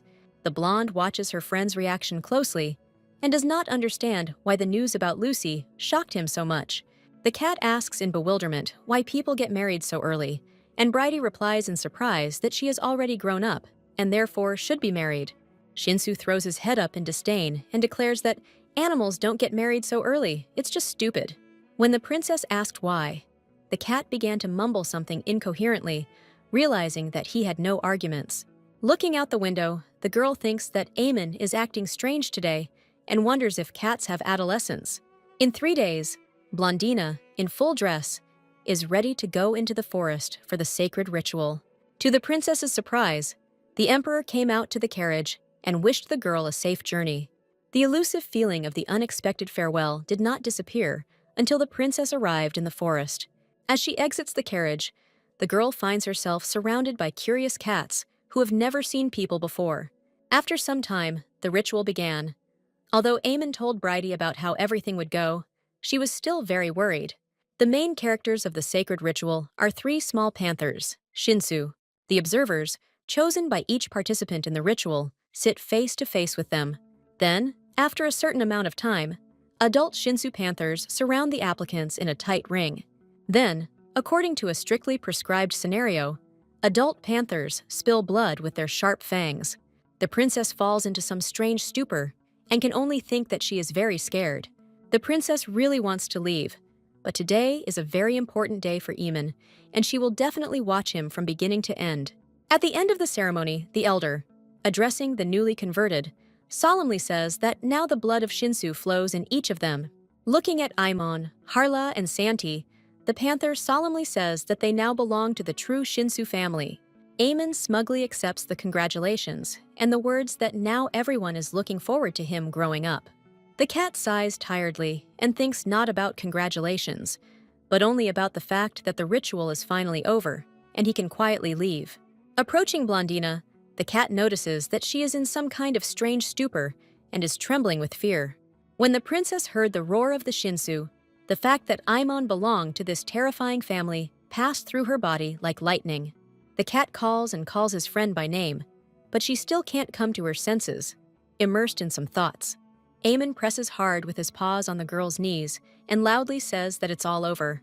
Finally, Blondina comes to her senses and joyfully picks up Eamon in her arms, realizing that he is not like that at all. Rocking the cat in her arms, the princess says that the ritual is over and asks what he plans to do next. Noticing that all the animals are watching them, the cat declares that the princess is tired and he will take her to rest. As she walks along the path, Bridie looks around in confusion, wondering if she will really have to sleep in the middle of the forest. Eamon rolls his eyes and says that, of course, he won't let his friend stay in the forest, and she will sleep in his house. Bridie is surprised that the cat has his own home, to which he proudly remarks that Shinsu are not ordinary animals. The cat notices that sleeping in the rain and the mud is just disgusting, so he asks people to build him a house. The princess smiles shyly. In fact, she thought that Eamon lives in the forest like an ordinary animal. Suddenly, Bridie remembers that she didn't see her friend's parents at the ceremony, and when she asks, she receives the answer that he lives alone. The princess is upset to think that she has known this little boy for so many years, and only today found out that he lives alone. Changing the subject, Bridie asks Harl and Santi if they are the two cats that caused Eamon to fall out of a tree one time. Having learned that the cats are indeed the ones, the girl notices that they did not recognize her, and the cat explains that for animals, all people look the same. The blonde looks deep into Eamon's eyes and asks if she is like the others for him too. After a pause, the cat declares that for him, the princess is not like others. She is unique. The girl looks at her friend thoughtfully when he called her unique. For her, it was tantamount to admitting that she was special to him. Once in Eamon's house, the princess looks around with delight, saying that it is incredibly beautiful. In the bedroom, the cat crawls under the covers and says that if Bridie is tired, she can take a shower before bed. The girl begins to take off her coat and admits that she is incredibly tired and her legs are on fire. The cat asks in horror why she is taking off her clothes, and Bridie says in surprise that he himself suggested that she take a shower. Seeing the strange reaction of the Shinsu, the princess says that she simply untied the ribbon that was cutting deep into her skin. The blonde looks closely at the cat and realizes that she simply cannot help but tease him. With a slight grin, the girl asks Eamon if he is embarrassed, to which the cat irritably says that it is time for her to go to the bathroom. The girl leans over to her friend and says that he only has fur on him, which means he is walking around naked in front of her. Suddenly, the princess presses her hand to her mouth, imagining Eamon in human form. Remembering the boy's smile, his hair and eyes, Bridie thinks that Eamon in human form is so beautiful that he seems sacred.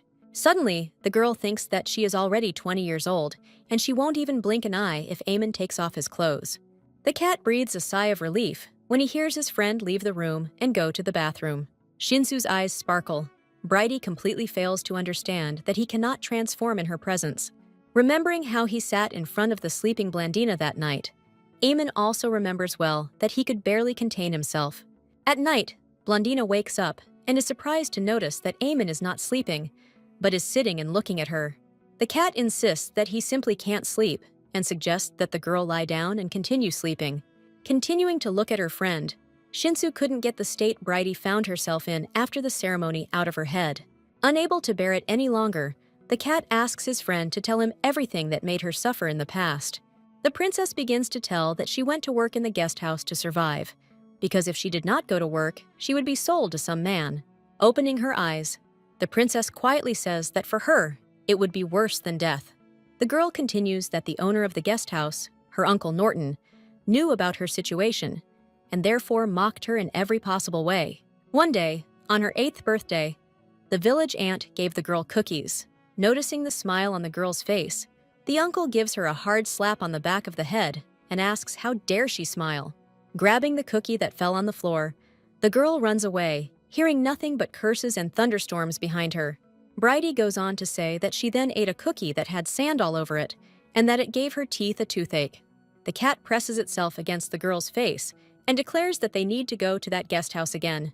Shinsu assures her friend that she needs to overcome her fears and see with her own eyes how worthless that man is.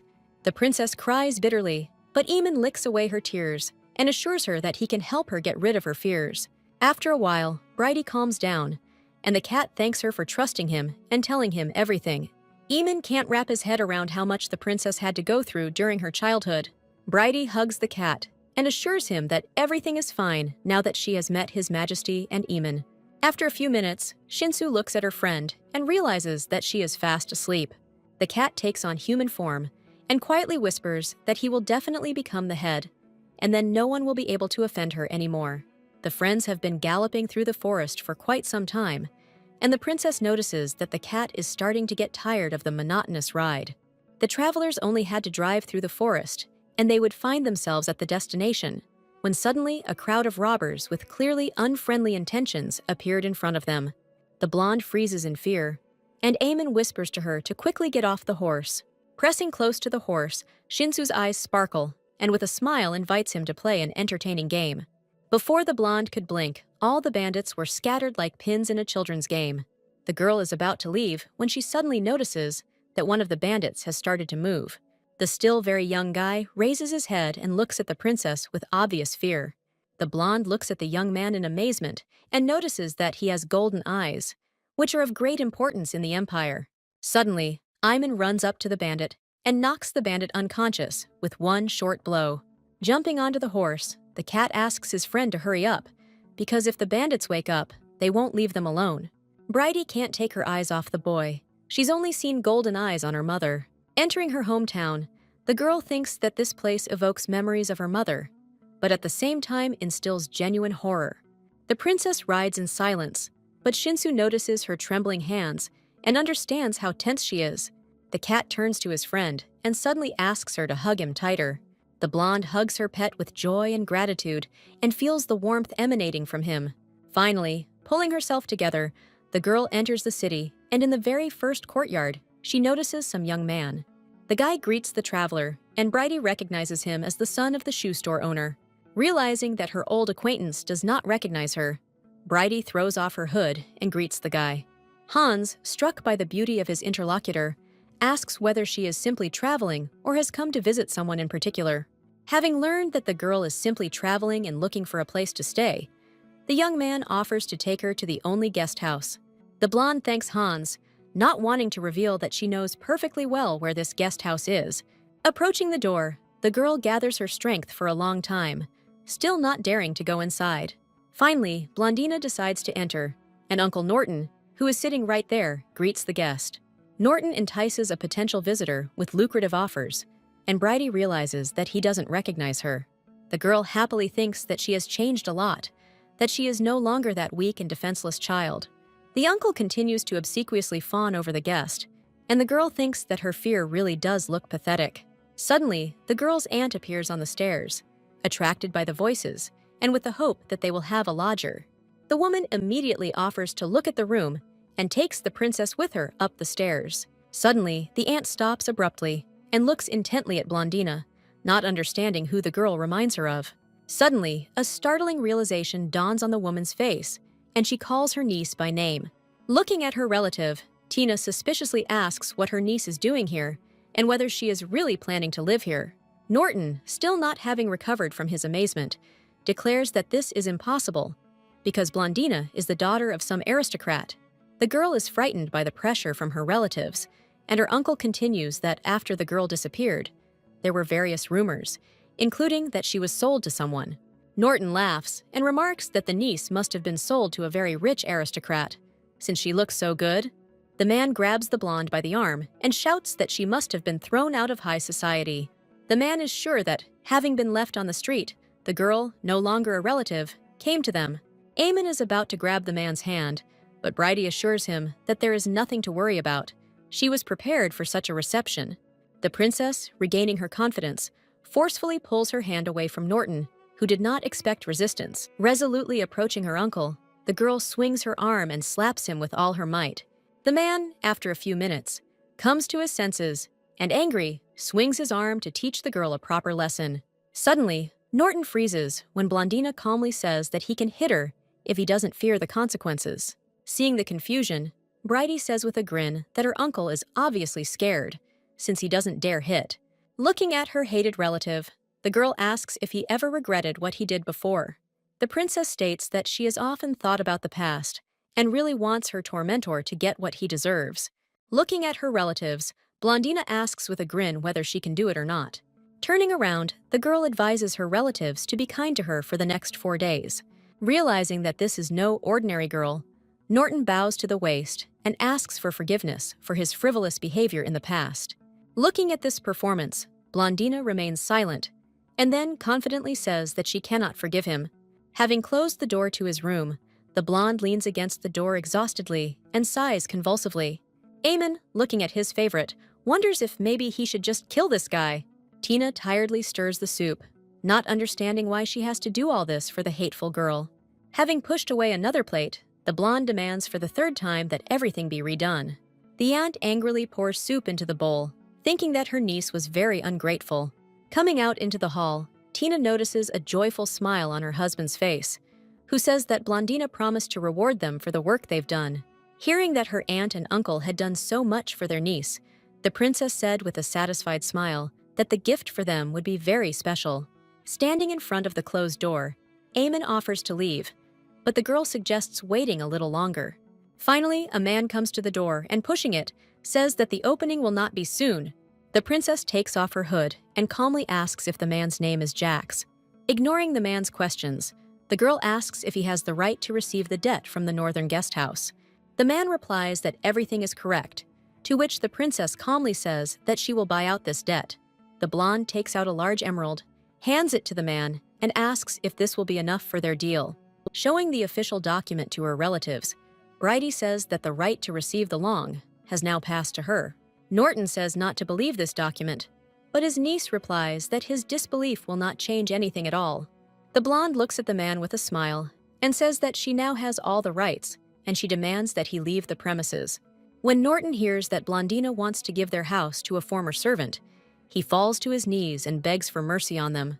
The man assures that the debt is too big, but if the princess waits, they will definitely pay it off. The blonde looks at her uncle with contempt, remembering all the humiliation and bullying she had to endure. One day, the girl asked for a day off because she was very tired, but her uncle started shouting at the pathetic beggar to stop pretending. The girl complains that everything hurts and her head is spinning, but her uncle responds that this is not his problem. The blonde tells Norton that it's not her problem, and if he doesn't have money, he can sell his body to someone. Bridie states that she is going to rest, and that her aunt and uncle will tidy up the house during the next day. Norton trembled with rage at how this damned beggar woman dared to talk to him like that and set such conditions for him. At night, making his way to his niece's room, Norton mutters under his breath that the girl is in vain turning up her nose, hoping for some piece of paper. Taking out a knife, the man thinks with a grin that the Blondina will die slowly and in pain. Suddenly, Norton freezes in fear as he hears a voice laughing and saying that he can try it. Sitting on the windowsill is none other than Eamon, calmly watching the man sneak up on him. In the morning, the cat bites Bridie on the ear, trying to wake her up, and loudly says that he is very hungry. The girl sits up on the bed, but cannot open her eyes and begs to give her 5 more minutes. Eamon is adamant and does not pay attention to the princess's yawns, telling her to wash up quickly and go downstairs. As she walks down the stairs, Blondina hears Tina telling someone that she saw a lot of blood in the morning. The princess asks in surprise what happened, and the young man replies that there was an accident. The guy says that apparently the owner was robbed at night, but it's strange that nothing was missing. Eamon quietly tells the princess not to waste her energy. It's high time for them to have breakfast. Seeing that the girl does not react, the cat asks if she is sad about what happened to the owner of the guest house. Bridie finally comes to her senses, hugs the cat tenderly, and assures him that she is not at all sorry. Suddenly, Tina grabs the princess by the hands and desperately screams that her husband was wounded during the night. Auntie looks devotedly into Blondina's eyes and asks if she would really kick them out in such a situation. The princess calmly replies that it is not her problem, because it was not she who injured Norton. Finally, Tina loses face and screams that her niece is just a piece of trash, without feelings or pity. The woman screams loudly that if she had known that she was so ungrateful, she would never have let her into her house. The blonde looks at the woman with fury and asks if she is really the ungrateful one. Bridie remembers how her aunt would constantly beat her, telling her that her disgruntled face would only push away customers and sending her to the kitchen to wash dishes. The princess says that her aunt and uncle did not take her into their home, but only mocked the little child who did not know this world. Gently stroking the cat, Blondina says that her aunt should be grateful that the girl only took the guest house away from them. Tina is horrified to hear that if she wants to continue her worthless life, she must do everything to avoid irritating her niece. As she leaves, Blondina says that they should not blame her for all the troubles, but themselves, because they themselves started this mess. On the street, Eamon looks at his girlfriend devotedly and suggests that they finally eat and leave this place. The blonde begins to cry from the tension and admits that she wants to leave this unbearable place as soon as possible. The cat seriously says that the girl did everything right, and now the life of these people will be more painful than death. Wandering around the guests in the garden, Blondina shudders when she hears Rart's voice calling out to her. The brother approaches the princess and, leaning towards the girl's ear, asks how the ritual went. Without stopping, the prince says that he heard that adult Shinsu looked like a rock. The guy says with disappointment that he is the crown prince, but for some reason, it was not him who was invited to the ceremony, but his sister. When her brother finally falls silent, Blondina calmly remarks that she was called because she is friends with Shinsu. Rart's mouth opens in surprise. He never expected that his older sister would be able to receive patronage from Shinsu. The prince is upset. Not only is Adela dangerous, but Blondina has also gotten a head start, wondering if he himself will be okay. Suddenly, Rart turns around sharply when he hears His Majesty's voice calling out to him. Suddenly, the father takes Blondina by the chin and asks if the animals were rough with her, but she assures that everything is fine. Suddenly, the father declares that the more he looks at his daughter, the more she reminds him of Lily. And a little to the side, Adela looks with hatred at how her father shows feelings for his eldest daughter. The princess is furious at the thought that she should be the one receiving the gentle hands and glances of His Majesty. Adela doesn't understand why everything goes to this mudblood. She doesn't want to share power and her father's love with such a worthless person. Suddenly, the princess notices that Blondina has returned without a single scratch, although she gave very clear instructions. In the evening, sitting on the bed, Blondina thinks about Eamon. After their trip, she hasn't seen him for a whole month. The friends were walking in the forest, and Shinsu told the girl that they would not be able to see each other for a while. The princess asked in surprise where the cat was going, but he evasively replied that he simply had urgent business. At this point, Bridie remembers that Eamon is about to face a duel for the position of the new head of the clan. Smiling mysteriously, the cat assures that the next time they see each other, he will look completely different. Blondina is worried about Eamon. She doesn't want her little kitten to get hurt. In the morning, Lucy is surprised to hear that the princess invites her to go into the forest. The blonde suggests picking mushrooms, but at the same time, she thinks that if she doesn't do anything, she will constantly think about Eamon. But at least she can take a walk. The blonde says that in addition to mushrooms, they will also be able to eat raspberries. When suddenly, the girls notice Rart standing nearby. The prince, noticing the girls, immediately approaches them and asks where they are going, to which they calmly answer that they are going to the forest. Lucy immediately sits down in a bow and greets His Highness the Prince, the noble star of the empire. The blonde looks at her brother with interest, not understanding why he comes to them with his friend so often. Suddenly, the princess remembers all the past events and begins to understand that the prince simply liked Lucy. At this moment, Rart snatches the picnic basket from Blondina's hands and declares that she will go with her friends.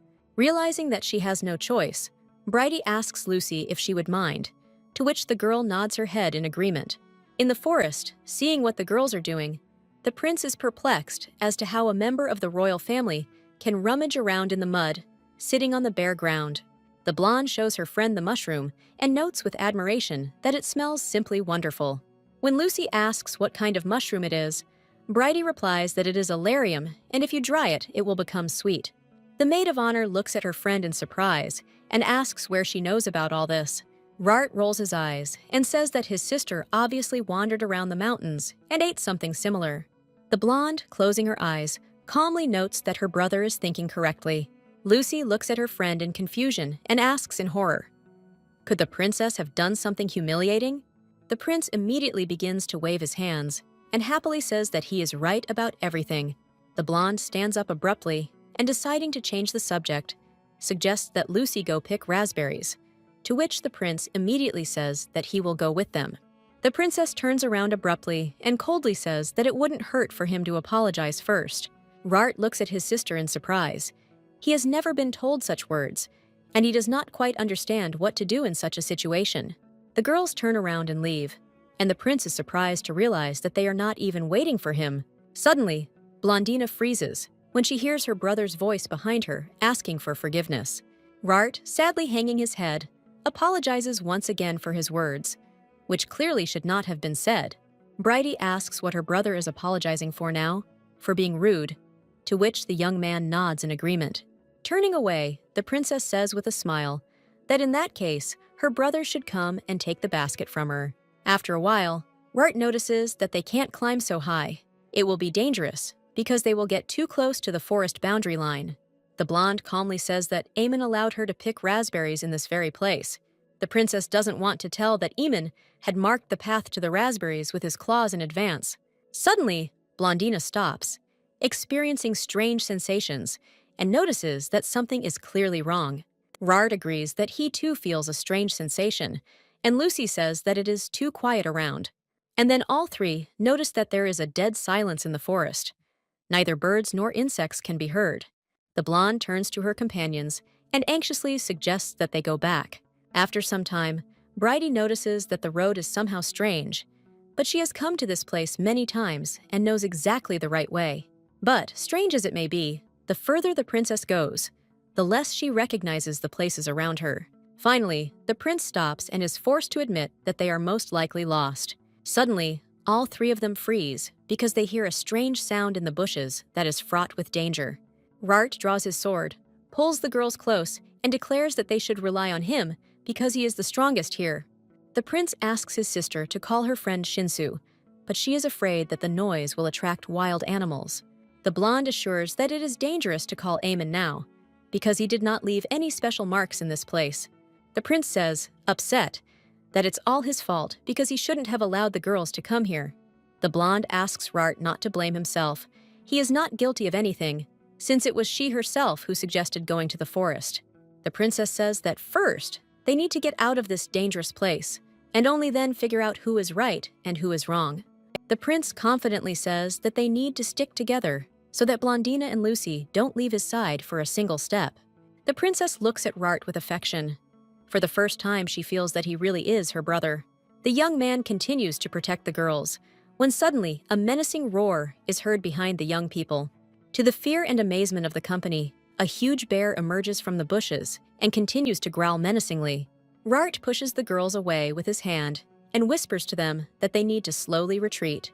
Suddenly, Blondina says that they need to split up. She will go one way, and Rart with Lucy the other. But the prince assures her that she is talking nonsense. The princess smiles confidently and tells Lucy that they will see each other at the palace, shouting to her companions that they need to run. The princess turns sharply and runs as fast as she can. The princess runs into the forest with all her might and calls as loudly as she can for her Eamon to help her. Hearing the bear running at her heels, Bridie calls out to Shinsu once more with all her might. At this moment, as luck would have it, the princess trips over a stone and falls to the ground. Closing her eyes, the girl understands that this is the end and calls out to Eamon for the last time in her mind. Bridie remembers that the kitten became the light in her tiring and hard life. He made her happy, and she asks for forgiveness for always relying only on him. Suddenly, the princess hears some strange sound and, intrigued, opens one eye. With great surprise, Blondina sees a huge black panther, which, with a menacing growl, walks towards the bear. Eamon was holding his most important duel for the championship and had already put his opponent on the ground, asking him to surrender. Suddenly, Shinsu is distracted by the cry of his princess, who is clearly in danger. Eamon had already bared his jaws, intending to tear the bear apart, when suddenly he heard Bridie's voice asking him not to kill the bear. The panther turns to the princess and asks in amazement if she really wants to spare the one who just wanted to kill her. The girl remembers Shinsu's words that he does not like to shed blood without reason, and in this case, she herself is to blame for going into the forest. Eamon slowly approaches the girl, licks the blood from her face, and notices that she is cut. Suddenly, Blondina's eyes widen, and she screams that Lucy is left unattended in the forest. Eamon notes with affection that his kind Bridie always worries more about others than about herself. Suddenly, Shinsu angrily asks why they went into the forest at all, since there are plenty of dangerous animals there at night.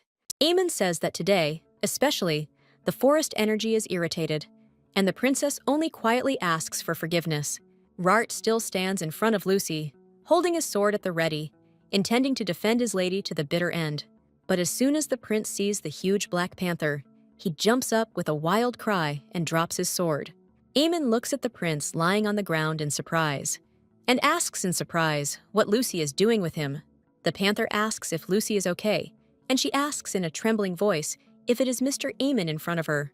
After making sure the girl is okay, Shinsu licks her face and remarks that they are incredibly lucky. Blondina notes that Eamon yelled at her, but behaves kindly with Lucy and is indignant that Rart was next to her. Clenching her hand into a fist, the princess is once again convinced that her Eamon really does like Lucy. In front of the palace, the maid of honor bows to the panther and thanks him for saving them. Eamon sighs wearily and notes that due to their adventures, his duel did not take place properly. Lucy bows respectfully to the princess and Mr. Eamon and says that it is time for her to go. The blonde, turning to Shinsu, also thanks him for saving her and asks him to be careful on the way home. The girl is very surprised when her friend declares that he had no intention of going back, but will spend the night with her. Noticing his friend's reaction, the panther asks in bewilderment if she is really afraid of him. Bridie blushes in embarrassment and hesitantly says that it is not that, and that she is not afraid of him at all. Shinsu gently presses his nose to the girl's hand and quietly remarks that everything is fine, and now she has nothing to be afraid of. The princess lowers her eyes sadly, and Eamon assures her that from now on he is not going to part with her anymore. The girl gently strokes the panther, and he quietly whispers that she belongs only to him. Heading to her quarters, Bridie asks her friend not to crush her in her sleep, but the panther notes that she had no intention of sleeping in the same bed with her friend. Sitting in the bathtub, the princess realizes that she miraculously remained alive, and if it were not for Eamon, she would have already said goodbye to this world. At the last moment, the girl dreamed only of seeing the Shinsu, and he really appeared and saved her.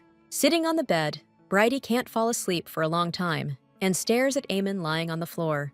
Suddenly, having made up her mind, Blondina loudly asks Shinsu if he likes Lucy. Eamon looks at his friend in surprise, not quite understanding her strange question, and calmly says that yes, he likes the girl. The princess sadly realizes that she is a fool and understood everything only after Eamon himself confessed everything. And at this moment, Blondina finally understands why the cat is so dear to her. Her friendship has long since grown into love. Sitting at breakfast in the garden, the emperor irritably tells his son that his frivolous act could have led to greater consequences. The father says that he was going to send a detachment to search for them, and the son justifies himself by saying that he had already gone so far into the forest and did not expect anything bad.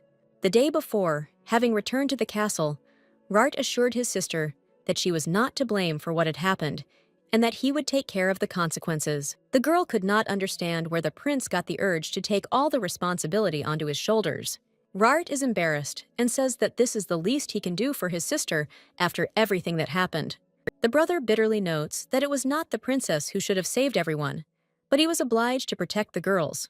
Having come to his senses, Rart grinningly states that he is in fact the crown prince, so there will be no problems in resolving the situation.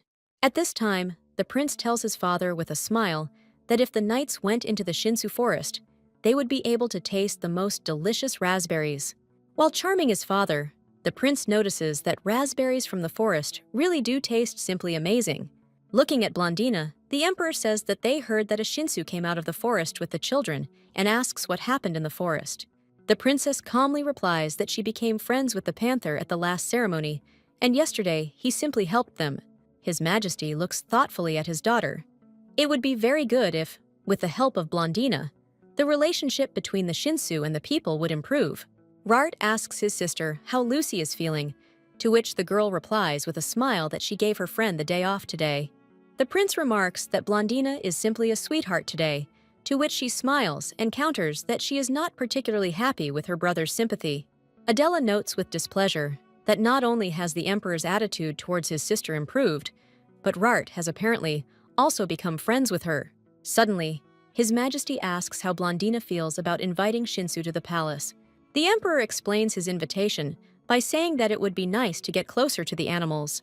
The princess politely says that she will pass on the invitation if the opportunity arises, thinking that Eamon has practically been living in the castle for several years now. Suddenly, Rart, remembering something, asks his father if he remembers Duke Rodson's son. The prince reports that, judging by the conversations, Philip, who studied abroad for a long time, is finally returning. The blonde listens to the conversation with interest, remembering Philip, who gave her the brooch. Macedo asks in horror if it is true that Bridie was almost eaten by a bear. If he had been there, it certainly would not have happened. The sparrow says that there was a duel that day, so the energy of the forest was irritated, and he himself hid in the nest. The bird asks the princess not to do anything dangerous anymore. It will be very sad if she dies. Noticing the maid of honor entering, Blondina joyfully greets her friend, whom she had already missed. Suddenly, the princess seriously asks who her friend will choose, Rart or Iman, who she likes more. Without thinking for a second, the maid of honor quickly replies that, of course, it was Eamon. The blonde thoughtfully moves away to the window. She doesn't want to be a rival to her dear Lucy at all.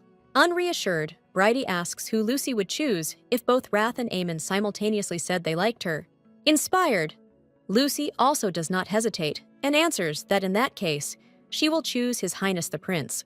Adela, her heels clicking on the concrete floor of the dungeon, approaches one of the prisoners and says with disgust that he is just a useless creature.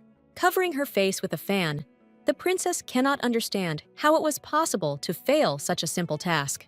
Adela slowly approaches another cell, in which another prisoner is groaning loudly. The young man looks up at the princess and begs her not to kill him. He doesn't deserve it. Suddenly, the princess stops and looks closely at his face, noticing his light hair and golden eyes. The prisoner's appearance is a symbol of the descendants of Barakan. Perhaps this guy will be able to control the arrogant Shinsu. Masato flies like a whirlwind under the ceiling. He can't understand why Lucy likes Eamon, but she chooses His Highness Rart. While the maid of honor calms the bird with cookies, the princess also asks her to explain her strange choice. Lucy calmly replies that Mr. Eamon is a true Shinsu, and they do not consider humans as equals. The girl admits that she likes the panther as a person and she respects him, but at the same time, she does not perceive him as a partner. Remembering the time spent with the cat, Lucy notices that he initially behaved differently with her and the princess. The blonde thinks with disappointment that Eamon likes Lucy, and that is why his behavior is different. Sitting by the window, the princess cannot understand how she should feel about what is happening, because one way or another, Shinsu does not like Lucy. The girl thinks that Eamon must be suffering from unrequited love, and at this moment, she desperately wants to see him. The blonde jumps in fright when she hears Shinsu's voice behind her greeting her friend. Bridie, delighted, extends her hands to the panther and asks him to come to her quickly. The girl hugs Shinsu with all her might and admits that she missed him very much. Suddenly, the girl notices that Eamon is all burning and excitedly asks if he is sick. The panther shyly pushes his friend away with his paw, pushes her away and says that he is fine. There is nothing to worry about. The blonde blushes in embarrassment and thinks with disappointment that now Eamon no longer hugs her like before. Changing the subject, the princess asks if Shinsu was hurt during the fight, to which he assures her that not a single hair fell from him. The girl asks if his situation has become more complicated because he did not finish the fight, rushing to her rescue. Eamon laughs and hugs his friend and admits that he is now the head of the clan. Looking closely at Blondina, Shinsu notices that now the elders can't tell him anything. At this moment, the princess thinks that every time the panther presses against her, her heart is ready to burst.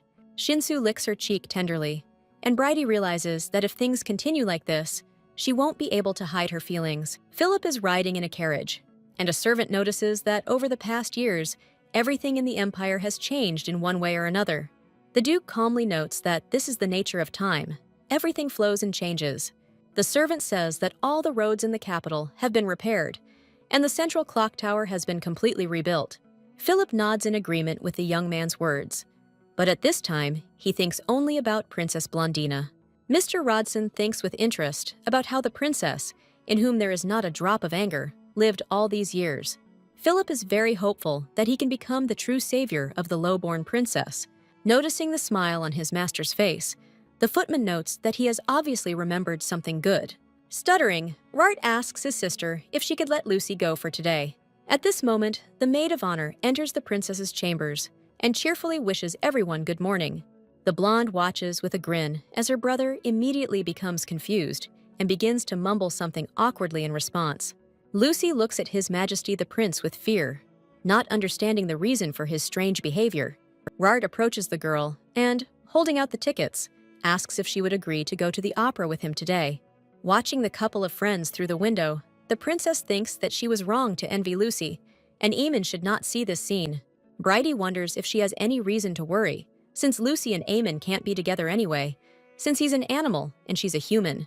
And then suddenly, Blondina realizes that even if she loves Eamon, the beast and the man can never get close. The princess shudders when she hears a familiar voice nearby. As always, she didn't hear the panther appear. Shinsu quietly asks if the princess's last words about how beast and man cannot be together apply to him. Beginning to growl, Eamon notes that this is not forbidden, and that is why he became the head of the clan. Getting more and more heated, Shinsu growls that he will do as he wants, and neither people nor animals can tell him what to do. The blonde asks her friend to calm down, but she herself thinks that she didn't say everything on a whim. Without thinking twice, the girl lies down on the floor, clinging to the panther, and he fearfully asks what she is doing. Bridie flinches when Eamon asks her again if she's afraid of him. The princess says that when she first saw him in the form of a panther, she was scared. But now everything is fine, as if nothing had changed. The blonde starts playfully hugging the panther, laughing and shouting that she's not afraid of him one bit. Suddenly, the animal jumps up sharply and moves to the side, which greatly puzzles the friend. A moment later, Blondina looks in amazement at the door that has been blown to pieces. 2 weeks later, there is still no news from Eamon, and Blondina can only think about how she wants to see him. Suddenly, there is a knock at the door, and the maid announces that the princess has a guest. The blonde is surprised that Philip Rodson only recently returned to the capital and immediately rushed to her. A matured Philip enters the chambers and greets the princess as befits. The blonde, looking at the young man with embarrassment, cordially invites him to come in and settle in. Suddenly, Philip gets down on one knee and presents the girl with a bouquet of flowers, declaring that he is very glad to see her. Clutching the bouquet, the princess answers the young man's question that she is doing well. Suddenly, Macedo, unable to restrain himself, squeaks that the young man is crazy if he decided to propose to her. With a deft turn, Bridie stealthily grabs the bird and throws it sharply out the window. Philip asks what kind of voice he just heard, but the girl pretends that he imagined it. The Duke leans towards the princess and says that since they have met again, shouldn't they go out for a walk? The blonde puts the bouquet on the table and replies that she can't today because she has a lot of things planned. The princess asks Philip to be careful on the way back, making it clear that it is time for him to leave. The Duke looks at the princess with disappointment, realizing that she, like last time, has turned against him. Philip apologizes and promises to arrange a meeting in advance next time. Looking at the bouquet, the girl thinks that Philip is not at all stupid, and in this way wants to get closer to her when she reaches marriageable age. Bridie thinks that she must win Eamon's heart as soon as possible, and then plan a future where Shinsu and humans can coexist. There is a knock at the door, and a panther enters the chambers, embarrassedly noticing that the door has already been repaired. A moment later, the girl hangs on the Shinsu's neck and asks why he took so long to come. Suddenly, Eamon tenses up, moves away from his friend, and, heading towards the flowers, asks what these are. A moment later, there is a loud crash, and the vase flies to the floor, breaking into many pieces. The blonde screams in fear, afraid that her dear Eamon might get hurt. The panther roars and declares that he hates it when someone invades his territory. He wants to kill him and tear him to pieces. When asked what she should do to avoid seeing blood here, Bridie meekly replies that she shouldn't let strangers in. Turning around, Shinsu declares that the girl is right, and moreover, that she belongs to him from head to toe. The panther lays his head on Bridie's legs, and she asks why he doesn't turn into a human. She wants to see him all grown up. Just a moment later, a stunningly handsome grown-up Eamon appears before the girl. Struck by what she saw, Blondina cannot take her eyes off him, but at the same time cannot utter a word. Picking up the girl in his arms, Shinsu asks with a smile if she can handle it. Bridie's heart is pounding like crazy, and all she can think about is how incredibly handsome he is. Unable to restrain herself, the girl gently touches Eamon's face, and he closes his eyes in pleasure. Suddenly, to the princess's amazement, the young man begins to passionately kiss her hand. Looking into Bridie's eyes, the young man admits that he, too, really wants to touch her. The girl, expecting something incredible, blushes. But Eamon, to her disappointment, merely pinches her cheek. But the next moment, Shinsu puts the princess on the floor and looms over her, not looking away. The guy admits that he waited a long time for the moment when he could touch her. Getting closer to the princess's face, Eamon admits that when he grew up, he expected her to be afraid of him. Suddenly, the guy pounces on Bridie and starts kissing her face non-stop. Frightened by such closeness and pressure, Blondina pushes the young man away and asks him to stop. Eamon asks why, puzzled, to which the girl, blushing, says that they will continue next time. Shinsu smiles smugly and asks how far they can go next time. The princess is terribly embarrassed and says that they should not rush. They need to gradually move towards each other. Eamon hugs the girl and says that since he is in human form today, he will sleep on the bed. Having received consent, the young man remarks that this means that he will sleep and hold her tightly in his arms. Noticing that the girl is shaking, Shinsu gently strokes her cheek and remarks that she is still just a child. The emperor is interrupted from his work when he hears that Princess Adela has come to visit him. The father invites the girl to sit down, although he did not invite her, but she made him happy with her visit. The girl notices that lately she has had the feeling that their relationship has weakened, and she is sad that her father is constantly busy. Adela's eyes widen in delight when she hears that as soon as the preparations for the celebration are completed, the emperor is planning a family trip. The daughter asks her father what he thinks about the Gibran Peninsula, where the spectacular ice festival took place. Adela says she really wants to go there right now, but she understands that it is impossible. His Majesty rubs his eyes tiredly and says that they are currently busy preparing for the inauguration of the new head of Shinsu. Suddenly, the princess declares that only the head of the beasts has been chosen, and she does not understand why her father is so concerned about this. Tracy wearily says that this event is a great honor for the imperial family, so there should be no shortcomings during the ceremony. The father looks at his daughter in surprise when he hears her question about why he hasn't been looking for Barakan's descendants lately. Adela knows full well that the only one who can kill the arrogant beast is the descendant of the goddess. The power of the imperial family will increase many times after the destruction of Shinsu, and if Adela takes direct part in this, then when she becomes empress, all power will be concentrated in her hands. The princess says that she will definitely find a descendant, and after that, they will announce to all continents who the true ruler is. The emperor listens to his daughter with satisfaction, thinking about what he had once correctly assumed. Of course, it would be good to control Shinsu through Blondina, but Adela has a better chance, so her father confidently says that if her plan succeeds, he will pass the throne to her. Suddenly, His Majesty asks his daughter to stretch out her hands. The girl, although surprised, silently obeys her father. The princess looks in amazement at the golden key, decorated with a large sparkling emerald. Trees says that a ruler is obliged to protect his people by controlling the wild Shinsu, and suggests that his daughter find the descendants of Barakan, thereby proving her abilities. The princess begins to say that if she takes the throne, she will be able to do a lot. But at that moment, there is a knock at the door. Prince Rart enters the office and respectfully greets his master. Suddenly, the prince notices with displeasure that his sister Adela is sitting opposite his father. The princess gets up, intending to leave, and asks her father not to forget his promise to go on a journey. As she passes her brother, Adela deliberately holds the key in her hands so that Rart will notice it. Left alone, the emperor asks his son why he came to him. The young man gathers his strength for a long time, but still asks why his father abandoned Blondina's mother. Surprised by the question, the father remains silent for a while, and then suddenly asks if the question is connected with the fact that his son wants to possess someone. The prince reflects on the fact that Lucy is not a thing, and he does not want to possess her, but simply wants to be with her.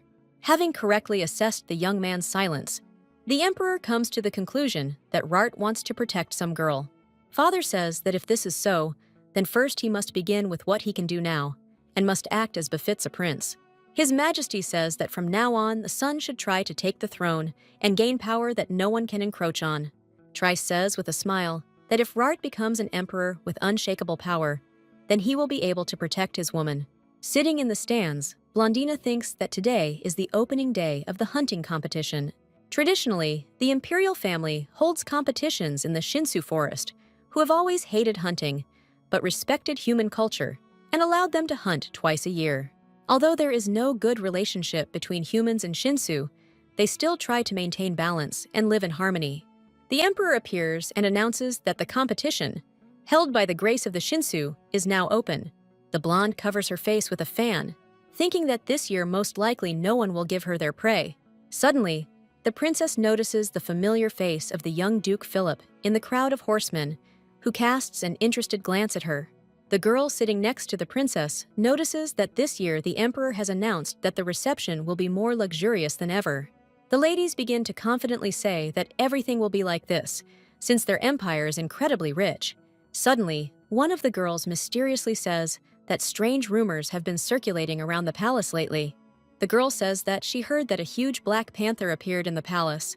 The blonde is shocked to hear that someone recently saw a panther leaving the palace at dawn. The princess realizes that the huge black panther could only be Eamon, although he constantly boasted that no one could see him. With a sigh, Bridie realized that hiding a small kitten was much easier than hiding a huge beast. Suddenly, there is a sound of fanfares and the clatter of hooves, and Lucy notices that the first hunters have returned. The first to approach the stands is Crown Prince Rart, who looks very attractive on horseback. The prince dismounts and, with a pounding heart, heads towards the seated girls. Suddenly, the young man pulls out the fox and asks Miss Hariv to accept this catch from him as a gift. Lucy looks at the prince in surprise. She was sure that he would present his prey to his sister, and not to her. Gossip immediately begins around the fact that the first prince of the empire has gifted a girl from a ruined family. Realizing that Rart was not joking, Lucy bows deeply and assures him that this is a great honor for her. Rart approaches the horse and says that he will try to catch bigger prey later. Suddenly, Adela approaches the young people and asks them with a laugh what he just did. Continuing to smile sweetly, the princess says that her brother has just given a gift to Blondina's despised servant. Rart smiles calmly and replies that this despised servant may soon become the prince's bride. Adela looks at her brother in amazement. She could never have expected this from him. Meanwhile, Rart says that he is going to tell his father that he likes Lucy. Suddenly, Adela realizes that whoever Rart's wife is, she will not cause her any problems, because Rart is a prince who will be her shield until she gets the throne. Meanwhile, many young people continue to shower their lovers with spoils. Princess Adela is the center of attention. Every second, young man presents her with gifts. The blonde sits to the side, sarcastically thinking that it's not very funny to watch all this. Suddenly, a man's voice is heard calling the princess by name, and she turns around in surprise. The blonde looks with great amazement at the carcass of a healthy bear lying right in front of the stands. Duke Rodson kneels before the princess and politely asks her to accept his modest gift. There is a clapping of hands from the young men nearby, and the emperor announces that today's victory goes to young Philip. His Majesty looks at the young man with interest and says that, obviously, Blondina is beautiful not only in his eyes. Turning to the servant, the master orders that a reward for the winner be immediately prepared. Suddenly, a loud cry is heard. One of the servants runs as fast as he can towards the emperor and shouts for everyone to run. People suddenly notice a huge black panther slowly heading towards them and start screaming loudly in horror. Noticing that the knights have drawn their weapons, the emperor waves his hand and loudly says that this is no ordinary beast in front of them. People begin to examine the animal, notice the unusually colored eyes, the transforming stone, and realize that it is a Shinsu. His Majesty respectfully nods his head and greets the great Shinsu, the protector of the empire. Aemon slowly makes his way to the podium, while loud cheers are heard all around him. Suddenly, everyone goes silent when they realize that Shinsu is heading straight for Princess Blondina. The panther sits down in front of the girl and calmly says that he came to her. Suddenly, Aemon lays his head on the girl's lap and loudly declares that he is her prey. The emperor looks at the picture that opens before his eyes in confusion. Not quite understanding what is happening, Aetz decides to ask Aemon again if he understood correctly that Shinsu called himself the princess's prey. The panther continues to rub against the girl's legs and confirms that he is the princess's true prey from the very first day they met. The blonde leans towards her friend and asks why he came here anyway. Several years ago, the princess sadly told the cat that during the hunting competition, no one would give her the prey. Of course, she understands that the knights will gain nothing by giving her the spoils, but at such moments, she always feels humiliated. Aemon admits that he remembers his friend's words and therefore dreamed of the day when he could grow up and become her most visible prey. The blonde thinks that today's prey is bigger, nobler, and more solid than any other animal. The emperor looks at his daughter with interest and loudly announces that Princess Blondina is declared the winner of today's competition. The ruler gives the signal for a fanfare and suddenly says that he wants to present the winner properly. Pointing at the girl, Atis says that in front of them is Blondina Rune Aetz, his eldest daughter. Applause and congratulations are heard around the amazed princess, everyone shouting that this is a magnificent victory. The blonde smiles contentedly. She dreamed of getting at least something, but in the end, she became the winner of the competition. The emperor thoughtfully asks the servant if he has ever seen the princess hunt Shinsu. Philip watches the unfolding scene with sadness. He was going to do everything differently and was not prepared for this outcome. The young man dreamed of becoming the savior of a low-born princess who was in a deplorable situation, but the beast ruined everything.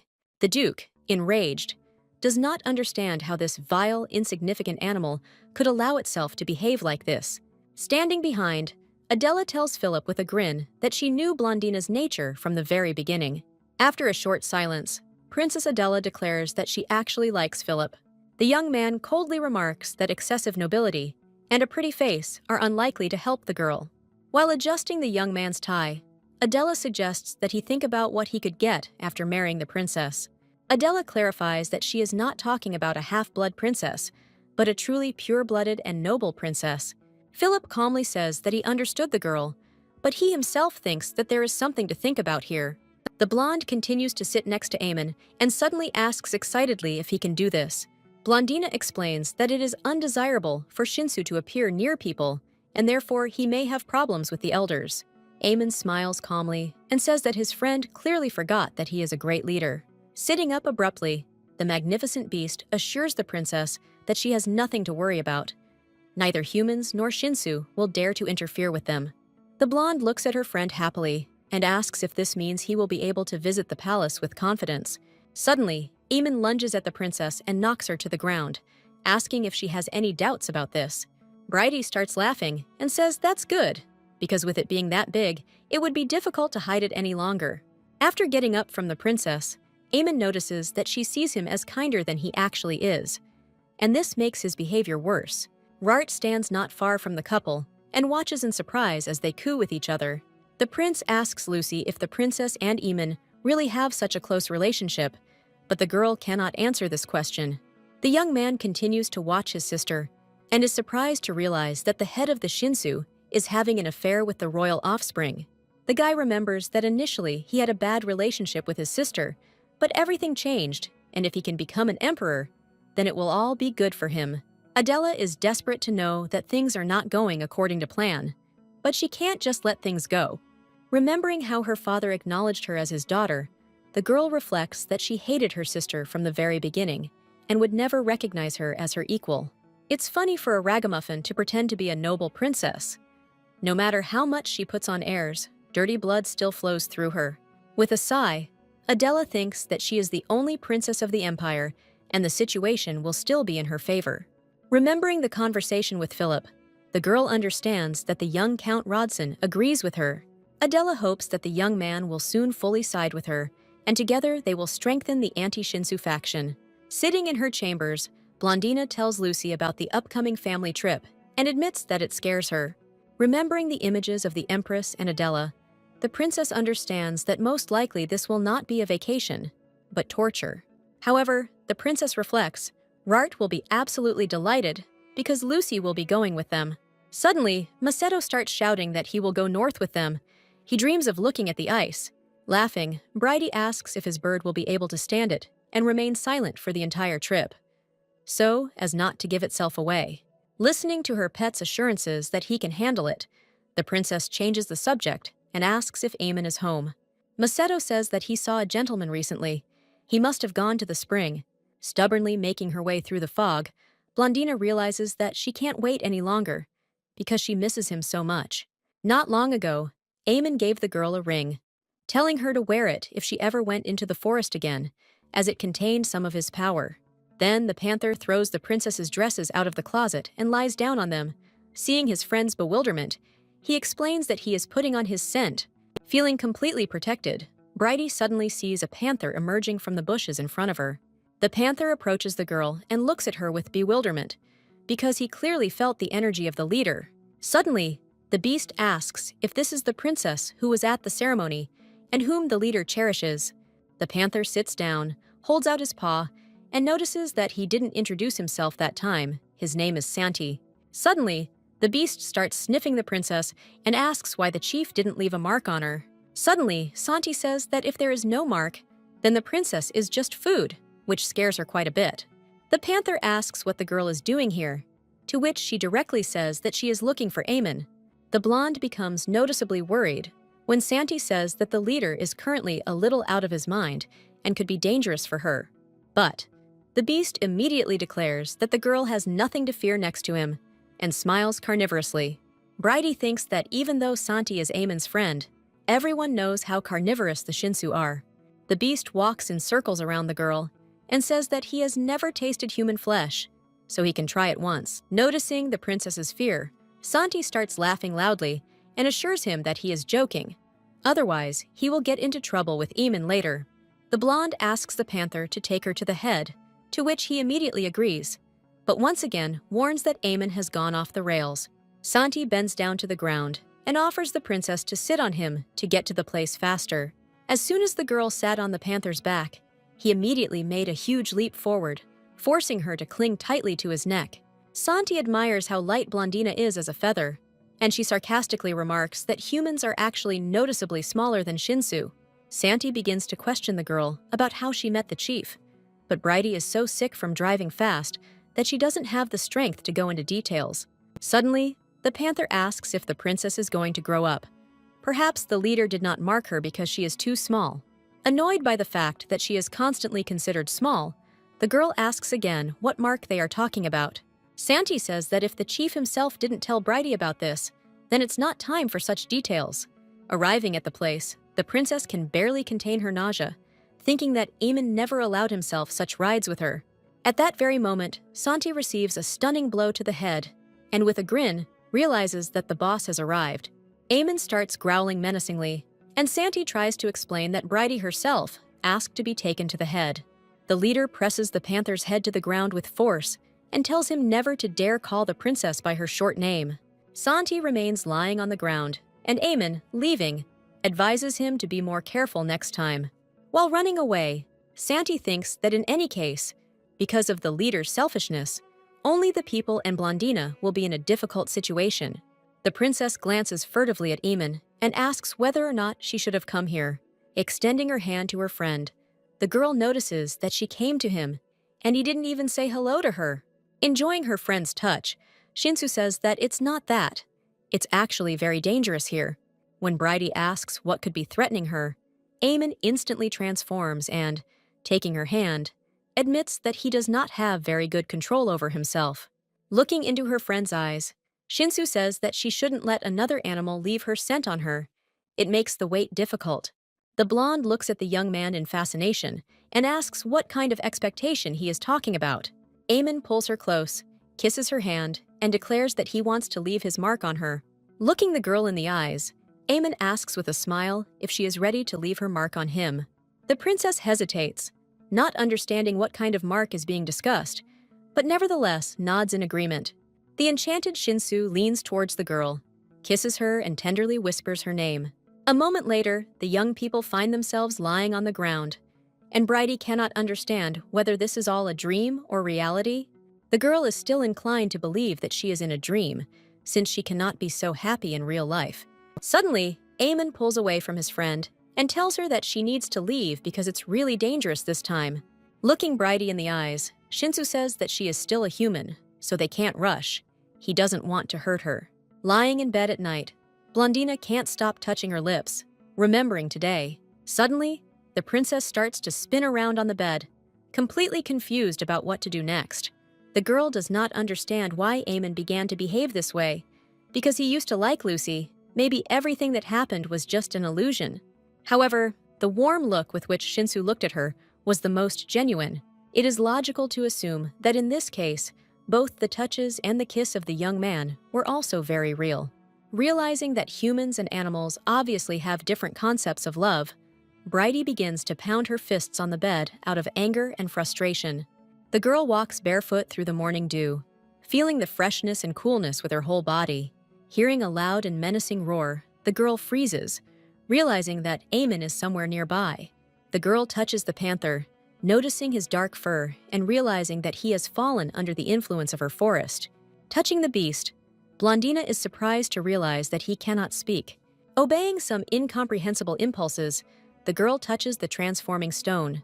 A moment later, the beast's roar dies down, and he asks in surprise who she is. The blonde calmly replies that she is the light of the continent, the guardian of the forest and its ruler. A loud voice calling the princess's name brings her out of her stupor. The blonde is embarrassed that she passed out and absent-mindedly asks if she was called. Lucy looks at her friend with concern and asks if she is healthy, because her complexion is very pale. The princess assures that she is completely fine, although the strange dream she had last night cannot be gotten out of her head. Lucy looks at her friend suspiciously and asks if something happened between her and Mr. Amon. The blonde starts waving her hands frantically and assures that everything is fine between them. The maid of honor giggles quietly, realizing that something definitely happened between the couple. While Lucy tries to get the princess to talk, Rart loudly announces that his horse is 6 years old and has finally reached breeding age. Ignoring the girl's expressions, the prince says that many people would like to get a foal from his black wind. Chuckling, the young man declares that he intends to give Lady Harave the opportunity to have the very first foal. Suddenly, Blondina, struck by a guess, jumps up sharply and asks her brother to repeat what he just said.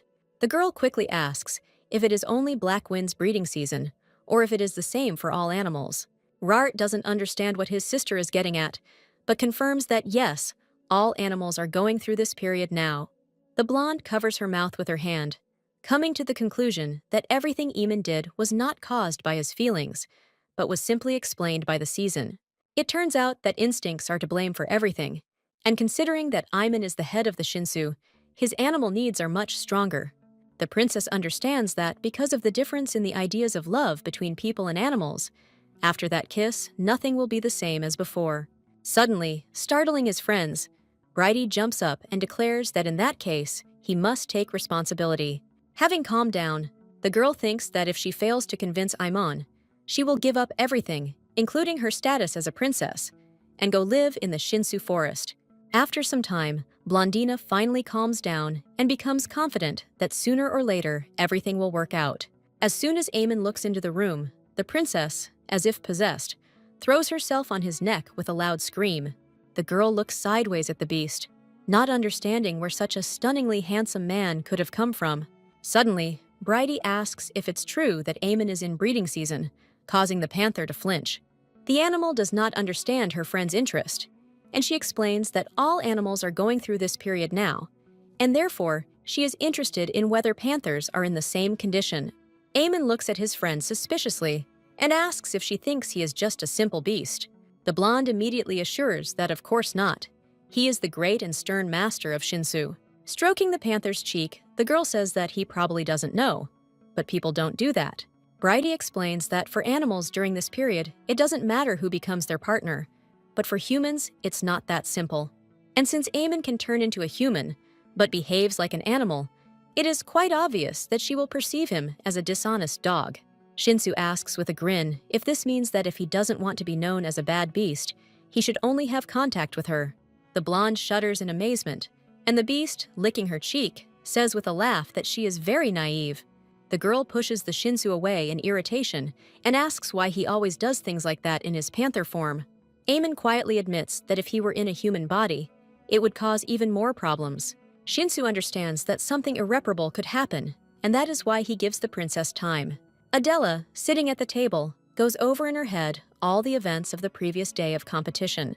The princess angrily thinks that the way to suppress and control the arrogant Shinsu is the first step on her path to the crown. There is a knock at the door, and the maid reports that Philip Rodson has arrived, to which the girl orders him to be let in. Seeing the young man, the girl asks if he has made any progress, to which the young duke replies that of course he has. Ancient manuscripts can be interpreted, and therefore the area of the possible location of the sanctuary gradually narrows. Adela notes with satisfaction that with the support of the Rodson family, things are moving much faster for them. Philip asks how the sanctuary will help identify the descendants of Barakan. The princess looks attentively at her interlocutor and tells him that the god of the beginning of existence lived in this very sanctuary. According to legend, a spear of the god hangs at the entrance to the sanctuary, and if you take it down and bring a golden key, you can enter the place where God himself found peace. If a true descendant of God enters there, the sounds of a harp will be heard. And although the legend is old, it is true. The princess reports that they already have a potential descendant, the owner of golden eyes and hair. Adela ends the story by saying that all that remains is to find the sanctuary. Philip asks what will happen if the potential descendant is not the one, to which the princess calmly replies that in that case, they will continue the search. Smiling tenderly, Adela adds that if their captive is not a descendant, then she will gladly kill this useless creature. Aemon asks Macedo how to get married properly.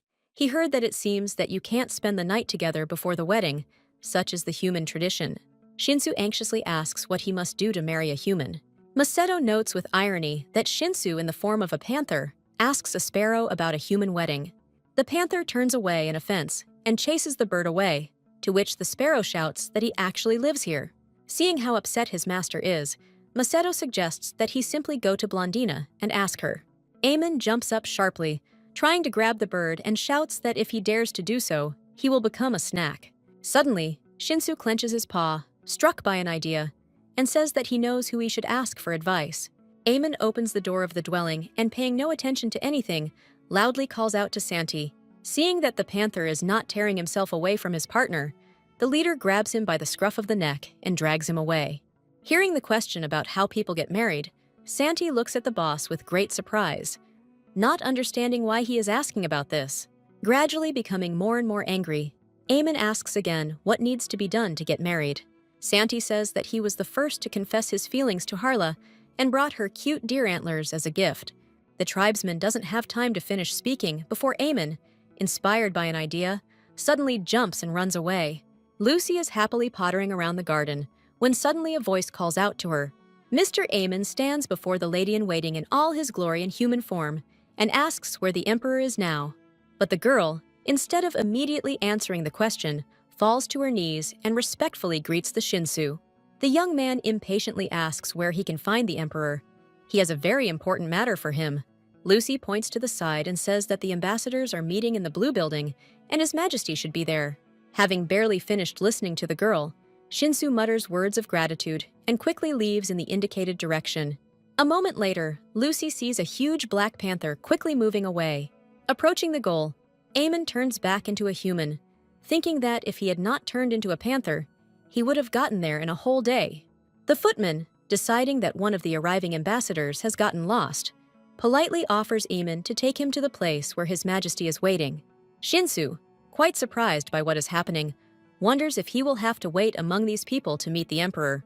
Aemon is wondering if he should trash the place to get attention when a voice next to him greets him.